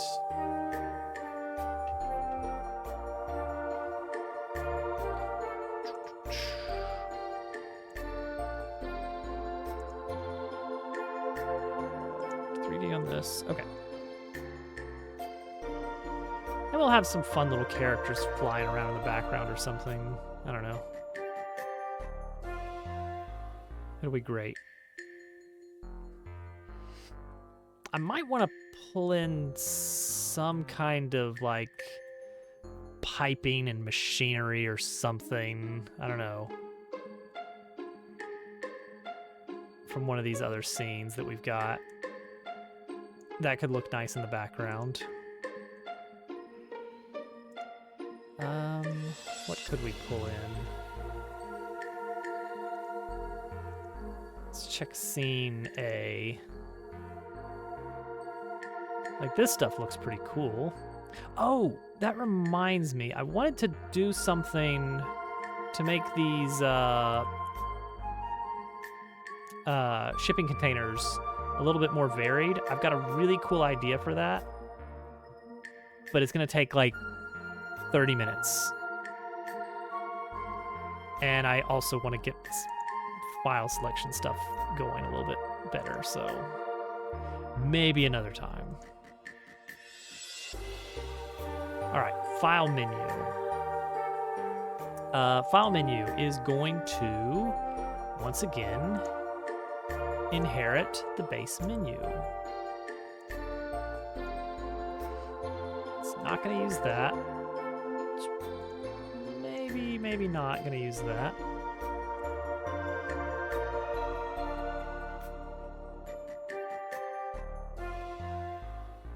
We're going to start up. We're going to have 4 items to choose from. On selection change, do we want to do anything? I don't think so. We'll just check what our current selection is. We'll get that in a second. We need to populate these values. Save file does not currently have... Oh, okay. Well, we can add a script for save file.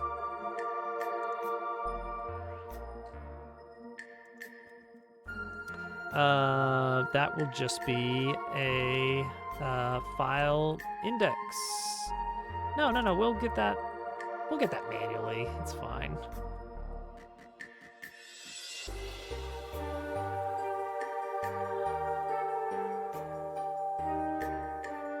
Get index. I did not know about get index. That's really nice. Where's the include internal? Ignoring internal children.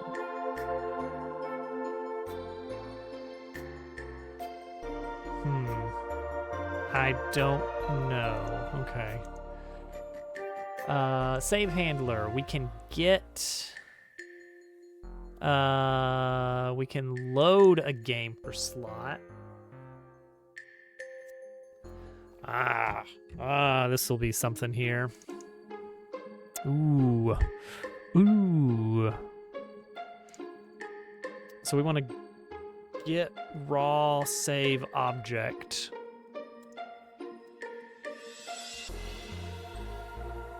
So let's have fetch game or slot. Takes in a slot number.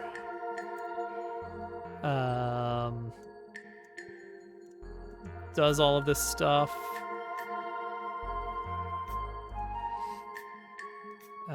Return null on an error. And then right here, return this part right here. Before we start doing things with the raw object.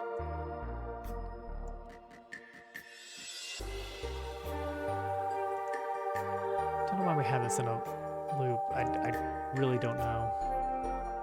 I copied some code. That's what it was.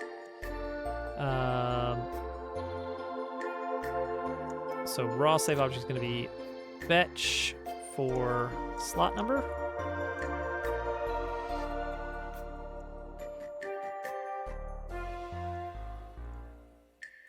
If raw save object equals null, return false. Okay, so now we have split that code up so that I can fetch it without actually loading it as the current game state.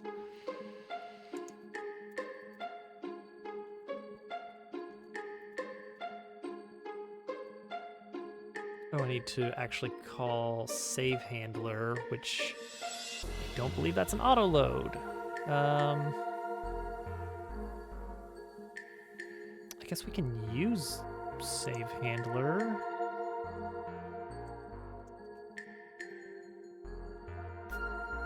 Oh, so save zone just has, a save handler. All right. Well, then there's no reason that the save file object can't have that as well, just to access the code. So we'll take that save handler and use that to fetch the game data for our file index. Now, if there is no game data, what do we do? Yeah, because file may not exist, or later on we may have some other errors associated with reading the file. So we'll get back a null in that case. So if game data equals null, no save file. Else save file. So let's just slap all these in here.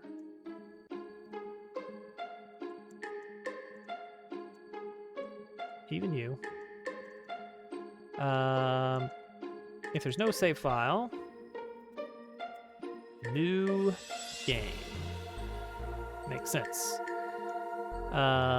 Otherwise, we're gonna call it file plus file index plus 1, because we'll do 1 indexing instead of 0 indexing. We don't have a time played yet.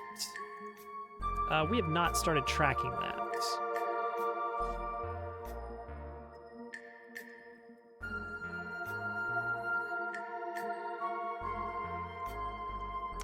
Progress is also something that we don't know about.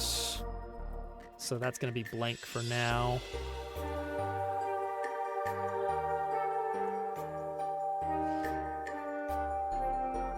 this back up to the top, and then level. That we can get.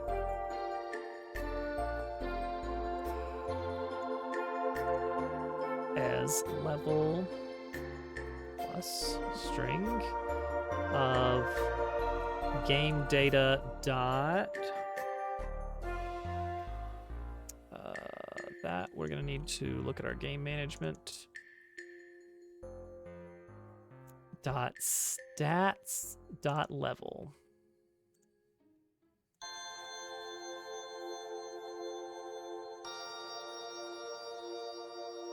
And that should do it.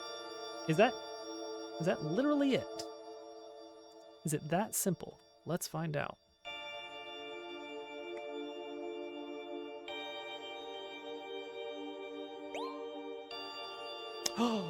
Oh my gosh, we have a file saved there. Did you see that? Now it's bigger than the others, not because it is selected, but because it actually has text inside of it. So we probably want to set these to have a minimum size here.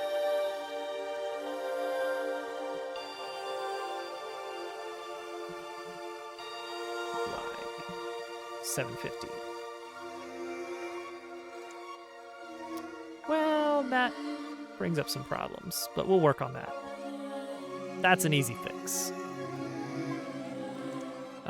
That just means that we need to work on our viewport.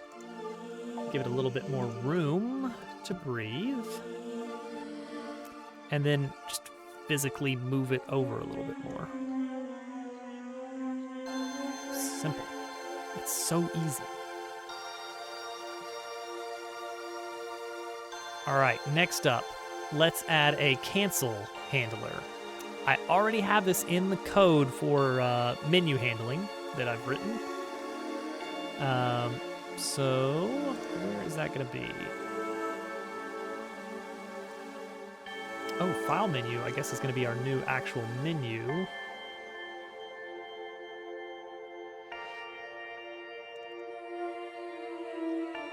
Let's have file menu here.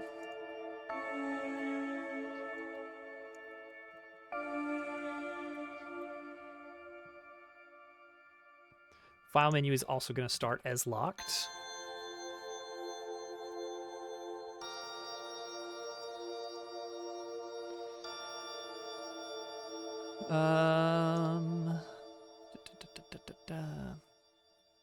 I guess I want to give make a slight pause before we allow you to start moving around on it.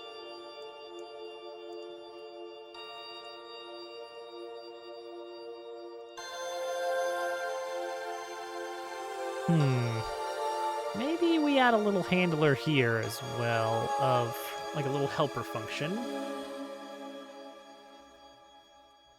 Switch to menu. Menu name. And menu name can be main or file or whatever else.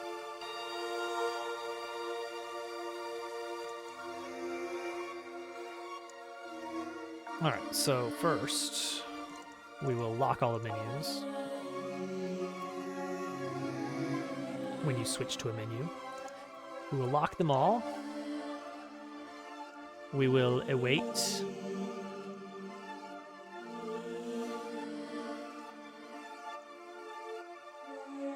And then we will set our current menu. Let's actually make this a menu number system.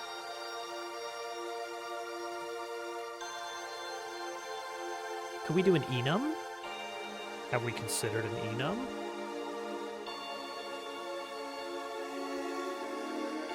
What's the syntax for enum? I do not use it enough in this.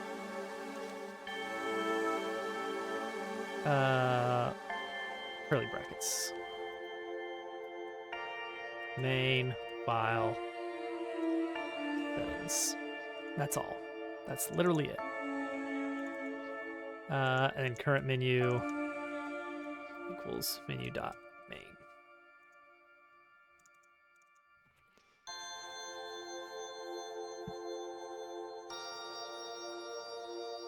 type menu.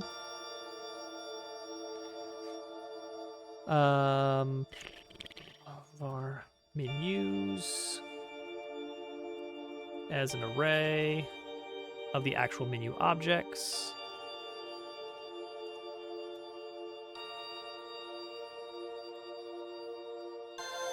Main menu. Oh, see, this way, though, I could do, like, menu index. Because right now I have to line these up to make this work, which isn't great.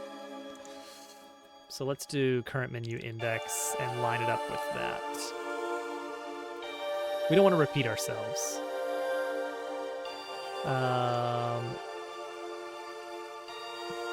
Target menu index is an int. And then instead of this, we just say for menu in menus, lock it.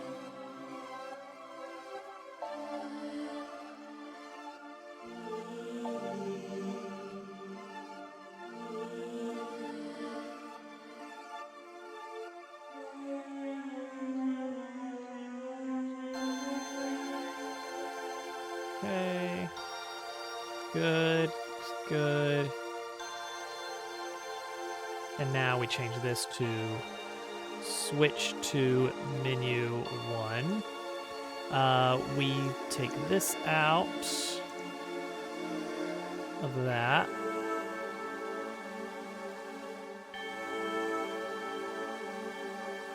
And then after that is done,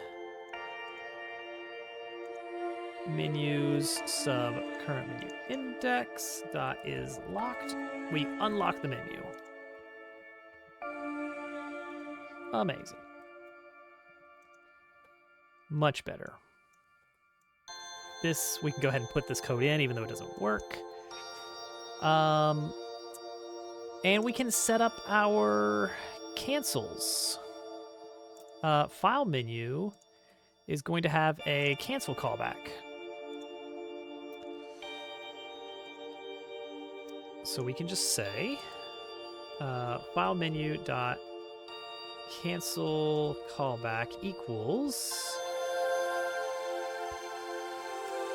switch to menu dot bind 0, which is to say that when I call cancel on the file menu, call the function switch to menu with the parameter 0 at that moment.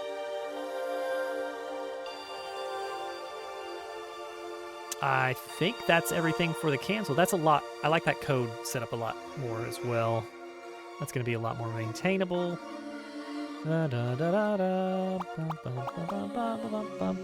So we start. We can't cancel. We're not in the menu. We're not in the menu. Menu should be unlocked at that point. So let's go to our file menu code. And confirm that it is functional at that moment. It's interesting. It's a way of doing it. Callbacks are really powerful. Okay, so currently it's locked. Now it's not locked. Which means it should give us access to calling the cancel callback. What calls the cancel callback? If you press cancel, whatever that button is, and you have a cancel callback, then it should at least play the sound. So I guess the question is, what's our cancel button? Q? That's what I was pressing.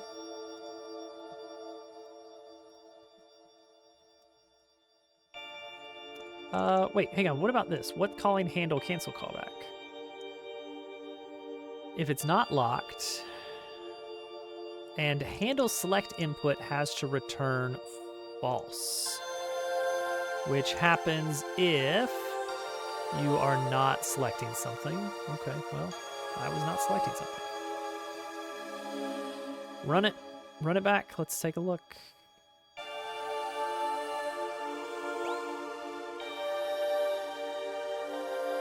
Not seeing that code getting called.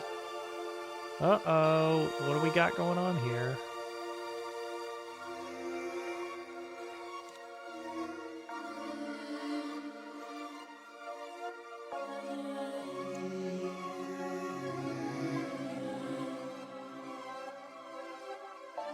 This code is not being called.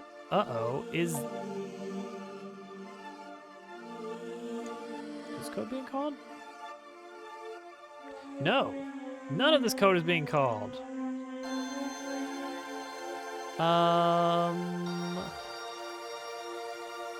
Base menu. File menu does extend base menu. Because I'm overriding process. When you do that, you have to call the superclass's function, or else that's not gonna do anything. Okay, so first let's work our way down. Okay, yep, we're getting there. So now let's check the cancel code here. No, we're not hitting this. We are hitting this. We're hitting this. No.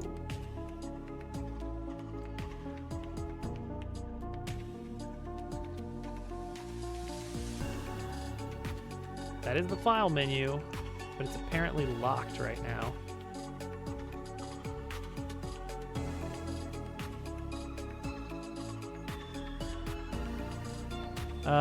Let's restart just to check before we start going really full on debugging.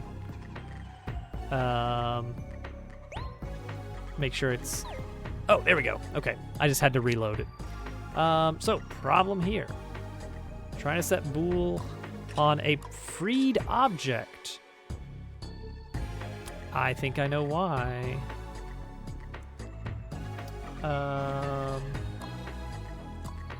Because the base menu cancel input also has that when you cancel it, it deletes it. Because the original reason for this whole code block was to handle like a battle input tree of select an attack, select a target, etc. Like nested, I choose item. Okay, which item? This one. Okay, who do you want to use it on? Cancel, and that will delete the targeting menu and bring you back up the tree. So we want to add a property here. Delete after cancel. By default, that's going to be true. There's Battle Manager in here for nothing. Okay, so we're only going to do that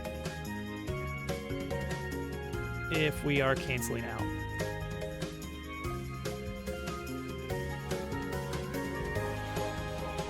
There we go. Fixed that one. So now we can go in and out of this menu, I hope. Da da da da da. That took a bit. Why did that take a bit? Also, it's still trying to cancel it? Oh. How about I set this to false like I intended to?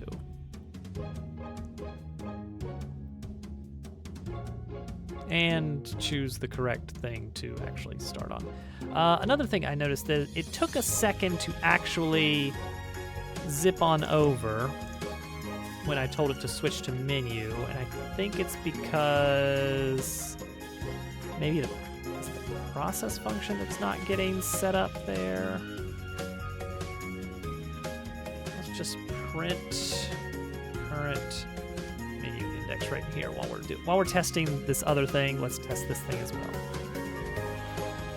All right, we're seeing zeros. That's good.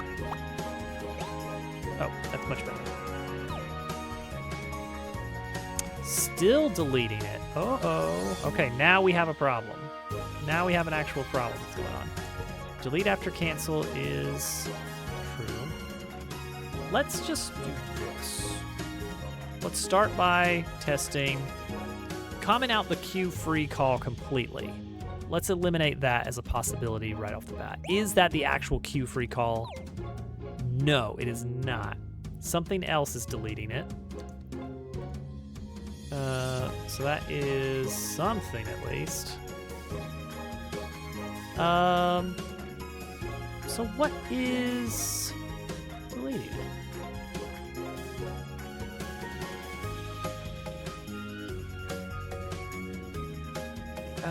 These are the only calls in the menu handler that would delete it. Oh, that's odd.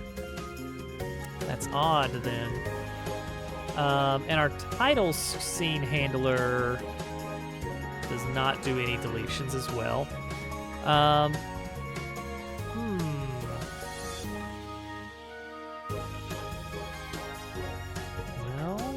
Well.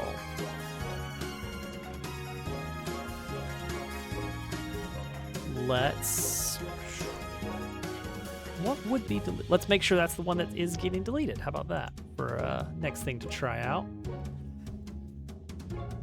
We want to confirm that file menu is the object getting deleted. So we start, we cancel. Oh.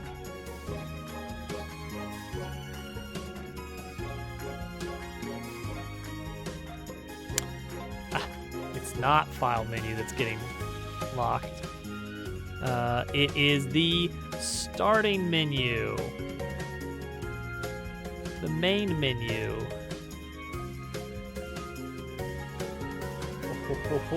We had a red herring this whole time. Main menu needs to have the delete after select Boolean set to false. Because when you select an item in a regular menu, that menu is supposed to go away to make room for the sub-menu or whatever action.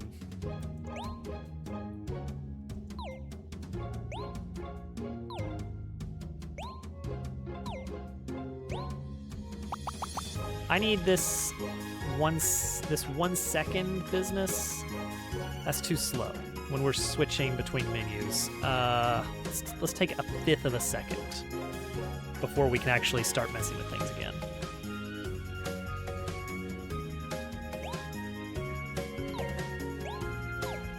What is the deal with this initial?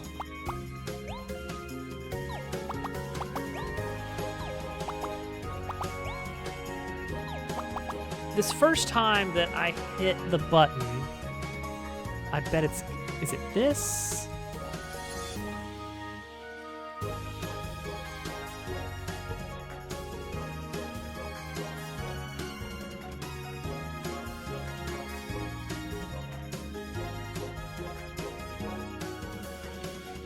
Who is making me wait? All right, is it this?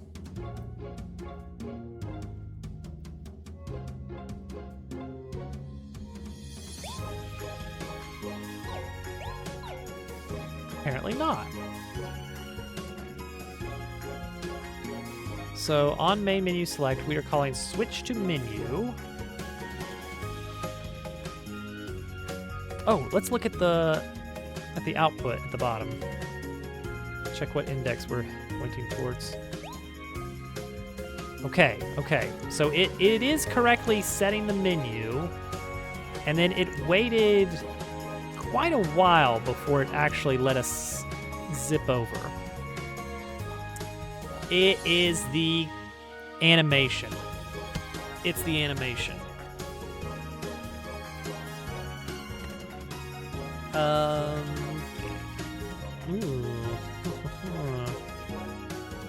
This slide-in animation for the it's not slide-in animation for the main menu. It's the camera's animation. That's what we're seeing happening here. It does this initial slow pull in.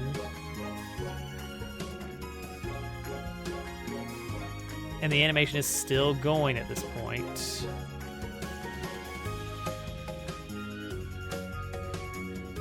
Okay, so to fix this,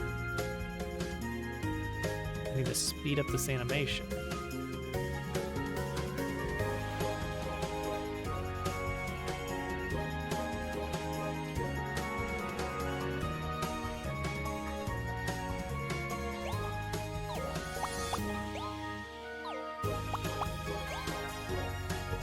All right, that seems fine. Now we gotta pick how we're going to show which item we have selected in the file menu. I mean, there's the obvious of wiggle it around a little bit, like shift it a little bit left or forward. No, we can't do forward, can we? Because this is all one viewport. No, I mean, we could make them all separate viewports. That gets to be a lot more to manage. But it would work pretty well. Would it?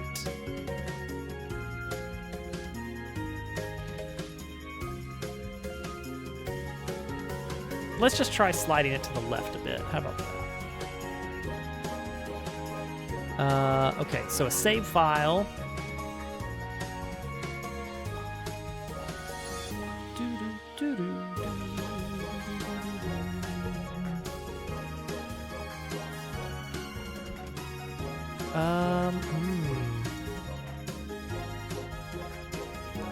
Can I mess with the position of this? No, it is locked by the child container.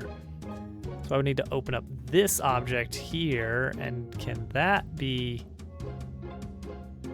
Maybe I can use pivot offset? No. What about scale?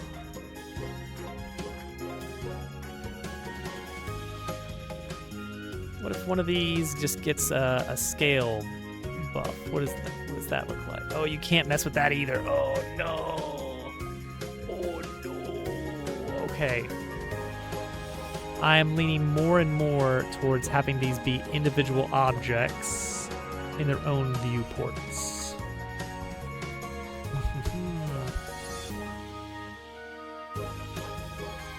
That is a bit of a headache. File menu is on its this. Actually, we haven't done anything on this yet, so that's fine. Okay.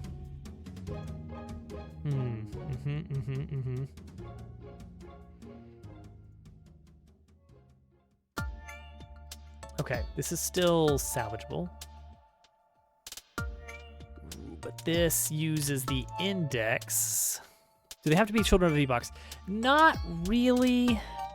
I did that to make it easier to have even distribution of objects, but now that I moved into a 3D version of it with the viewport business, it's less and less necessary because we're already going to be manually messing with the position of objects.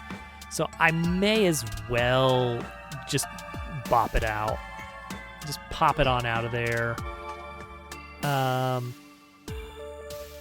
Now that does mean that each file menu is going to be we're not going to base it on the child. We're going to do an export for file index instead. Okay, so this object here, file menu, is basically done for. You're still fine.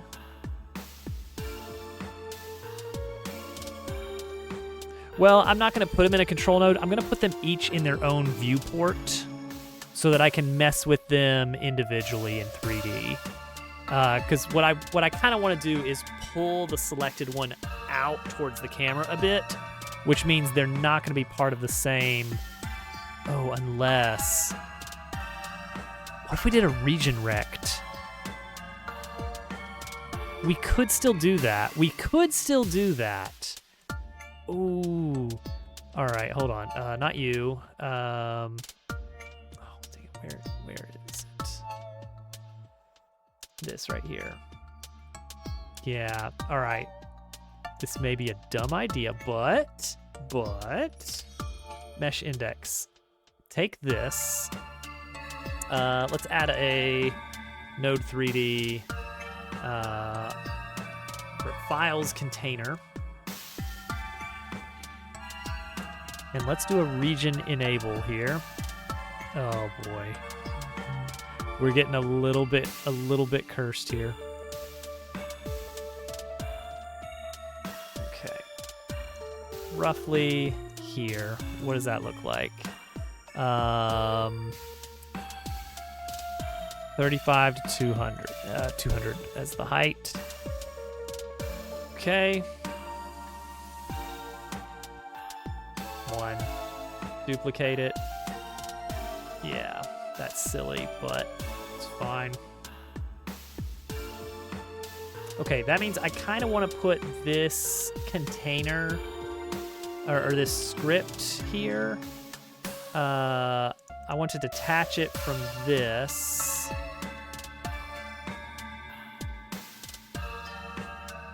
And put it on this so I can access objects below that instead. We're going to access it this way. Oh, I could put it on the files container even. That's fine, because nothing in there is going to be changing, really. Okay, region. We're going to bump it down by 200 each time and hope that that stays close enough to accurate. It's not perfect. Okay, but it's good enough. All right. Let's load it in and position these things one at a time. Oh, right, because the menu is not the menu anymore. Now it's here. Okay. Yep, gotta update my locations. Oh, it thinks it's a 2D node. It's not. I know it's not. It's fine. I changed the type of it. Don't worry about it. Okay. So while that's going, I'm gonna pull up 3D over here. And here we go. We're gonna move some things. 5, 2, 1.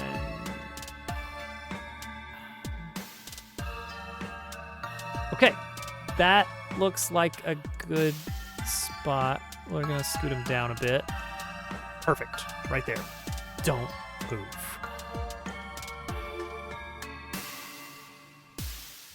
Oh, trivia murder party, huh? Oh yeah, it was tonight a Jackbox night over there.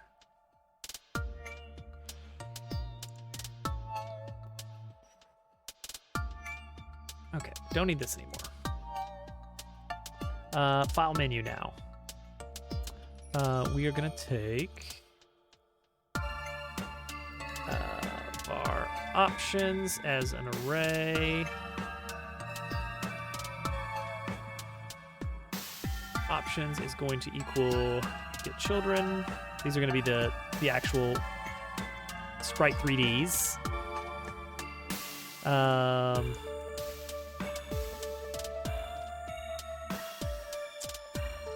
For option in options.size, it's option index. Up on the Plinko. Oh man, whoever wrote that Plinko board, it's be a really good developer. Also, I haven't caught the Plinko live for a bit, so I never get the chance to tell Dove. I don't think the sound is working on the Plinko board, and I don't know if that's something, because I went out of my way to add sound to it, and I don't know if OBS just can't capture it or something. So I don't know what's up with that. He asked to see if sound could be added, and I was like, you know what? I bet I could. And I did it in the dumbest way possible. Grab the options. Is selected equals is option index equal to the current select index.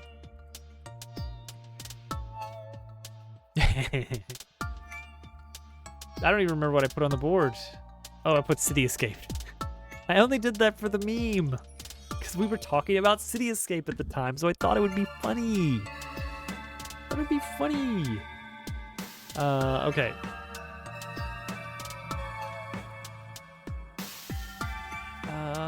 Actually, let's get a feel for...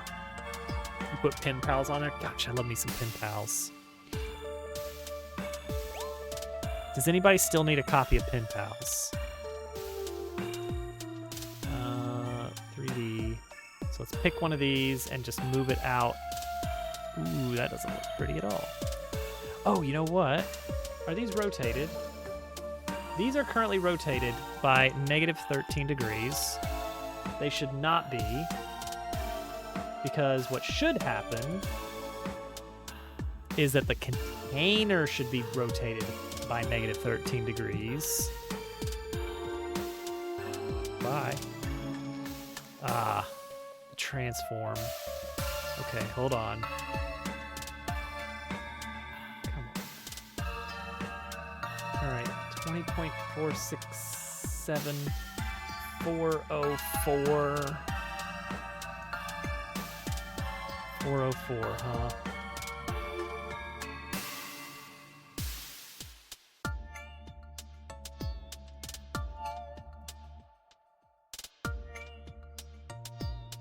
Did that do what I wanted it to do? That's the next question. Yes. Okay. I know you can't see anything. Don't worry. It's fine. And we are so back. There it is. Now they're all in a container, so that individually I can now mess with the Z transform and it be a little bit better. It's all right. It could be better.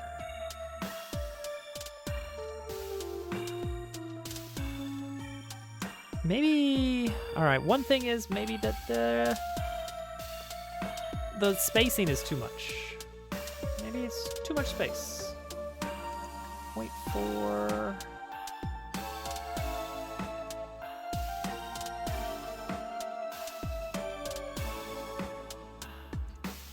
Okay, let's try moving these around by more reasonable amounts. Oop, nope. -0.1. 0.1, 0.2, 0.15, 0.2, okay. So we had -1, 0.2. So see, that would make this 0.5, which is even higher than before. Okay, well, at least they're nice and even now. Even if they're a little bit on the ugly side. Maybe it's too rotatey? Or maybe it's too close to the camera right now. There we go. We started out a little bit further back so that we can pull the individual elements out more.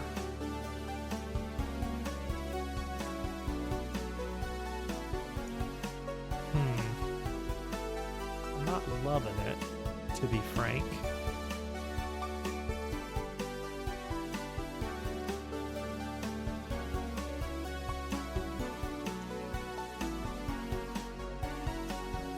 Maybe it needs more rotation. So you can see the distance it's coming out at you. Pow! It's coming out right at you. I don't know. In Worms, I've never played Worms, believe it or not. Let's see here. Scale is 0.14 right now. Sheesh.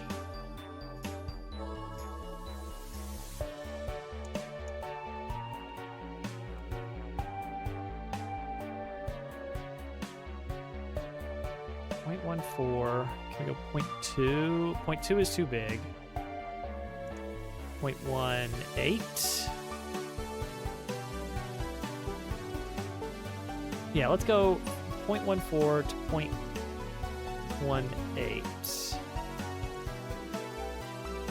Okay, okay. We're getting there. We are getting there. If it is selected, option dot scale equals lerp option dot scale. Oh no, we can just do target scale.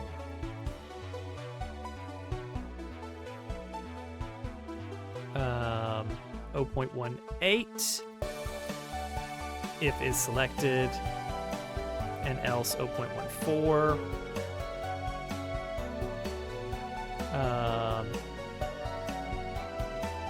Target scale vector 3.1 from initial scale with a weight of 0.1.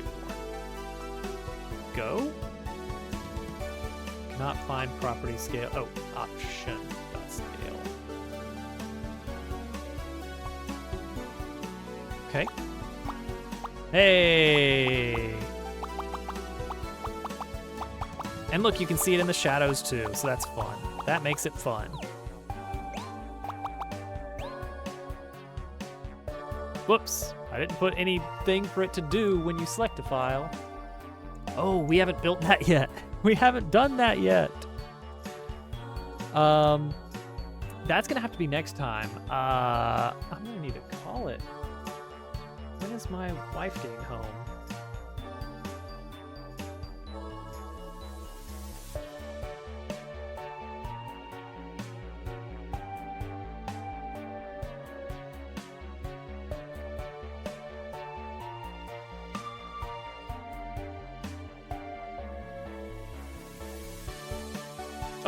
She's heading home. All right, just got the message. Good. Okay, so that gives us about 10 minutes till she gets here. I am rather sleepy, and I don't think we're gonna get full file loading working. But can we get settings? No, we can't get settings. Settings are gonna look vastly different to what they are on the existing pause menu. Okay, so what I need to do, well, can I do this?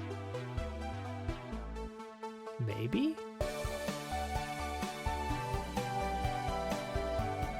Okay, this will not work, but let's copy a bit of the pause menu into the title scene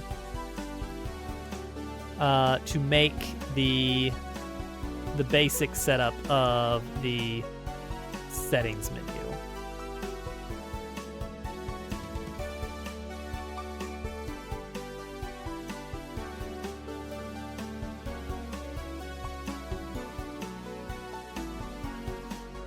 Which is going to be here.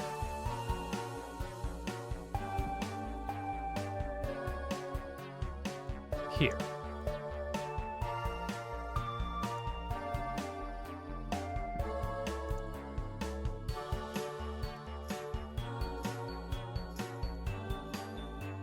Okay.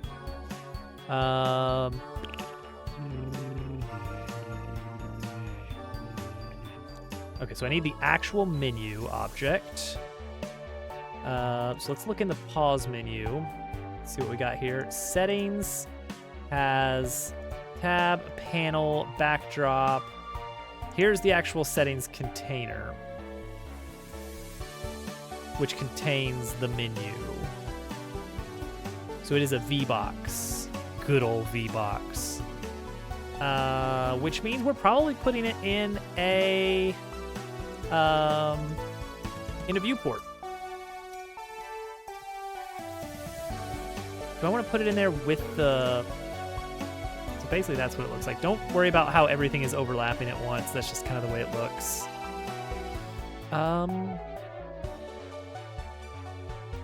Pointer is in there. I could use this backdrop object. I could use this whole panel if we want to. let's do that tentatively. And that puts this as the actual settings menu object. Gosh, if this just works out of the box, I'm gonna flip. It's not. There's no way it can. I know there's some stuff that's not gonna work.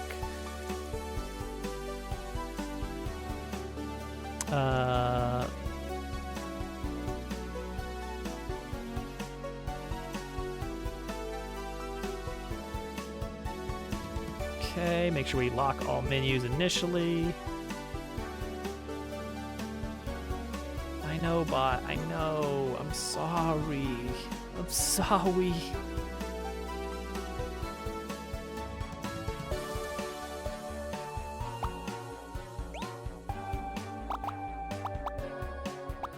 Wait, hang on.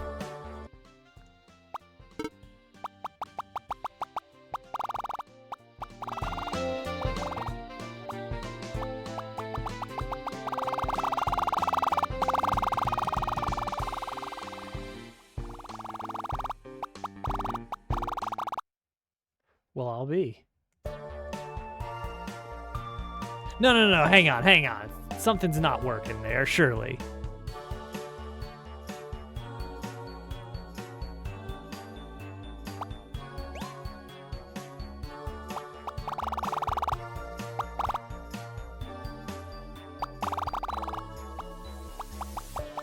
Okay, one thing is I don't think it actually let me do anything until I started going up and down. So that's something. All right, sub viewport. Let's add a sprite 3D, I guess, into the world. Sure. Yeah, 15 degrees is fine with me. Is what they say. New viewport.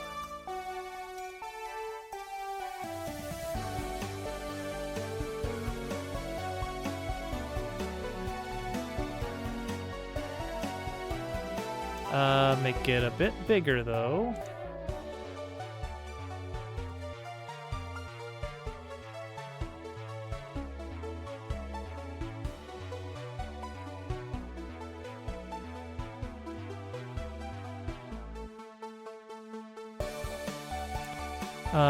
We are going to do transparent background. I don't think it, well, it does matter a little bit. Also, I can't help but notice that the position is like a little bit off. Yeah, -90. So let's put that at 0, 0. And then let's look at this viewport again. Much better. Now we can go a little bit further out. A little bit further out. There we go. Now we can see the whole thing. Plop it into 3D. Jeez. There it is. We're going to, I guess we're gonna give it opaque pre-pass, just for improved shadows. All right, let's see if that works. That is ridiculous.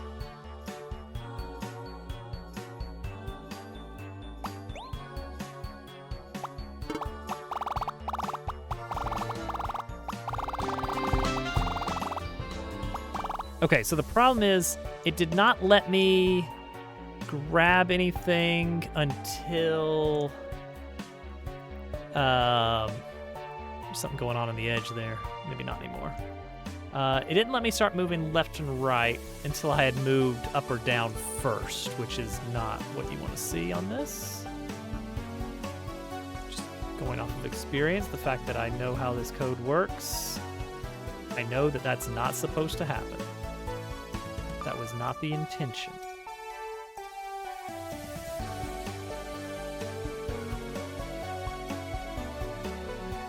So we got a weird little bit of cutoff, but there we go. That's looking good. Okay. Well, it's mostly there. Why is it though?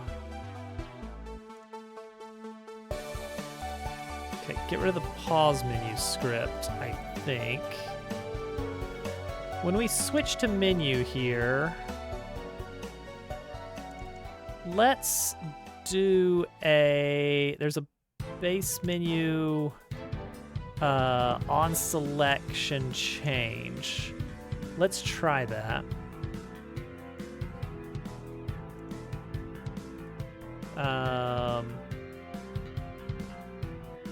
Menu sub current menu index on selection change, like change it to 0 effectively.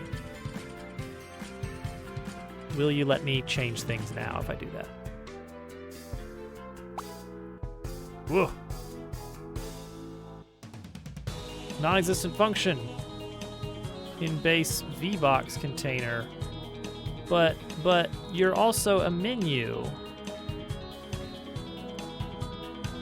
I know you are just a menu. Oh, that's a signal, so it's not necessarily connected. Okay, well, so maybe that's why. No, wait. No, that's something else, okay.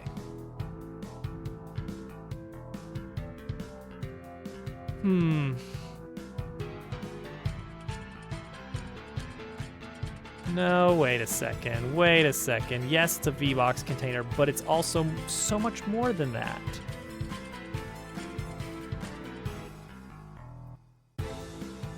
Okay, just say it's not a VBox container and we should be fine.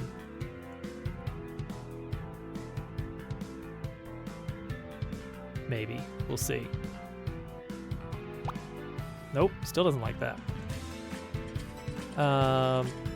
Settings menu does not have on selection change. Like, are we sure? On selection changed. Oh. Well, okay. Yeah, fine.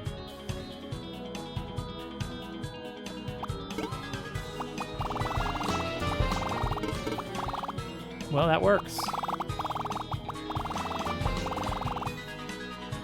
Huh.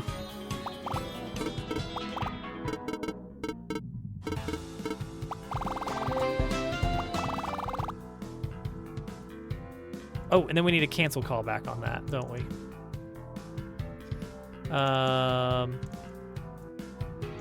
Settings menu, cancel callback also goes back to main menu.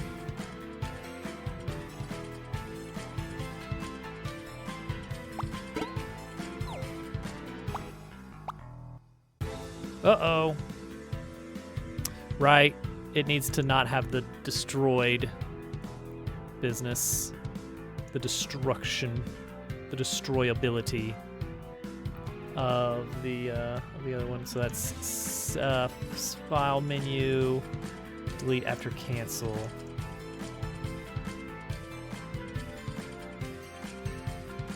Let's just do that on all of these. There we go. Just don't have to worry about it then. All right, guys, I gotta go. We did it. We actually got the settings menu in. We're gonna go see GermDove. He's always a good shout. He's doing subscriber suggestions tonight, so he is doing an SNB3 mod. Huh. What ROM hack is this? Doesn't even, SNB PhD. I've never even heard of it. Settings, boom. Start, boom. Exit, boom. Functioning. The only thing that doesn't, like, the settings actually will, the settings will not save, will they? Let's consider that. I think currently volume settings don't save until you close the pause menu. So that'll be on the to-do list. Need to save sound settings on change instead of on close pause menu. So the only thing then left on this, except for that, is we need to hook up the actual loading a save file. We don't have everything in place yet because we need to know where to load the player, like which save spot. We're not actually saving that in our save file yet, but it won't take long. Guys, thank you for hanging out. I cannot believe we got that much done tonight. It's coming along nicely. We're getting a main menu. It needs a lot of love. It's going to have lots of little characters running around, but we'll get there. Have a good night. I will be back on Sunday. Farewell.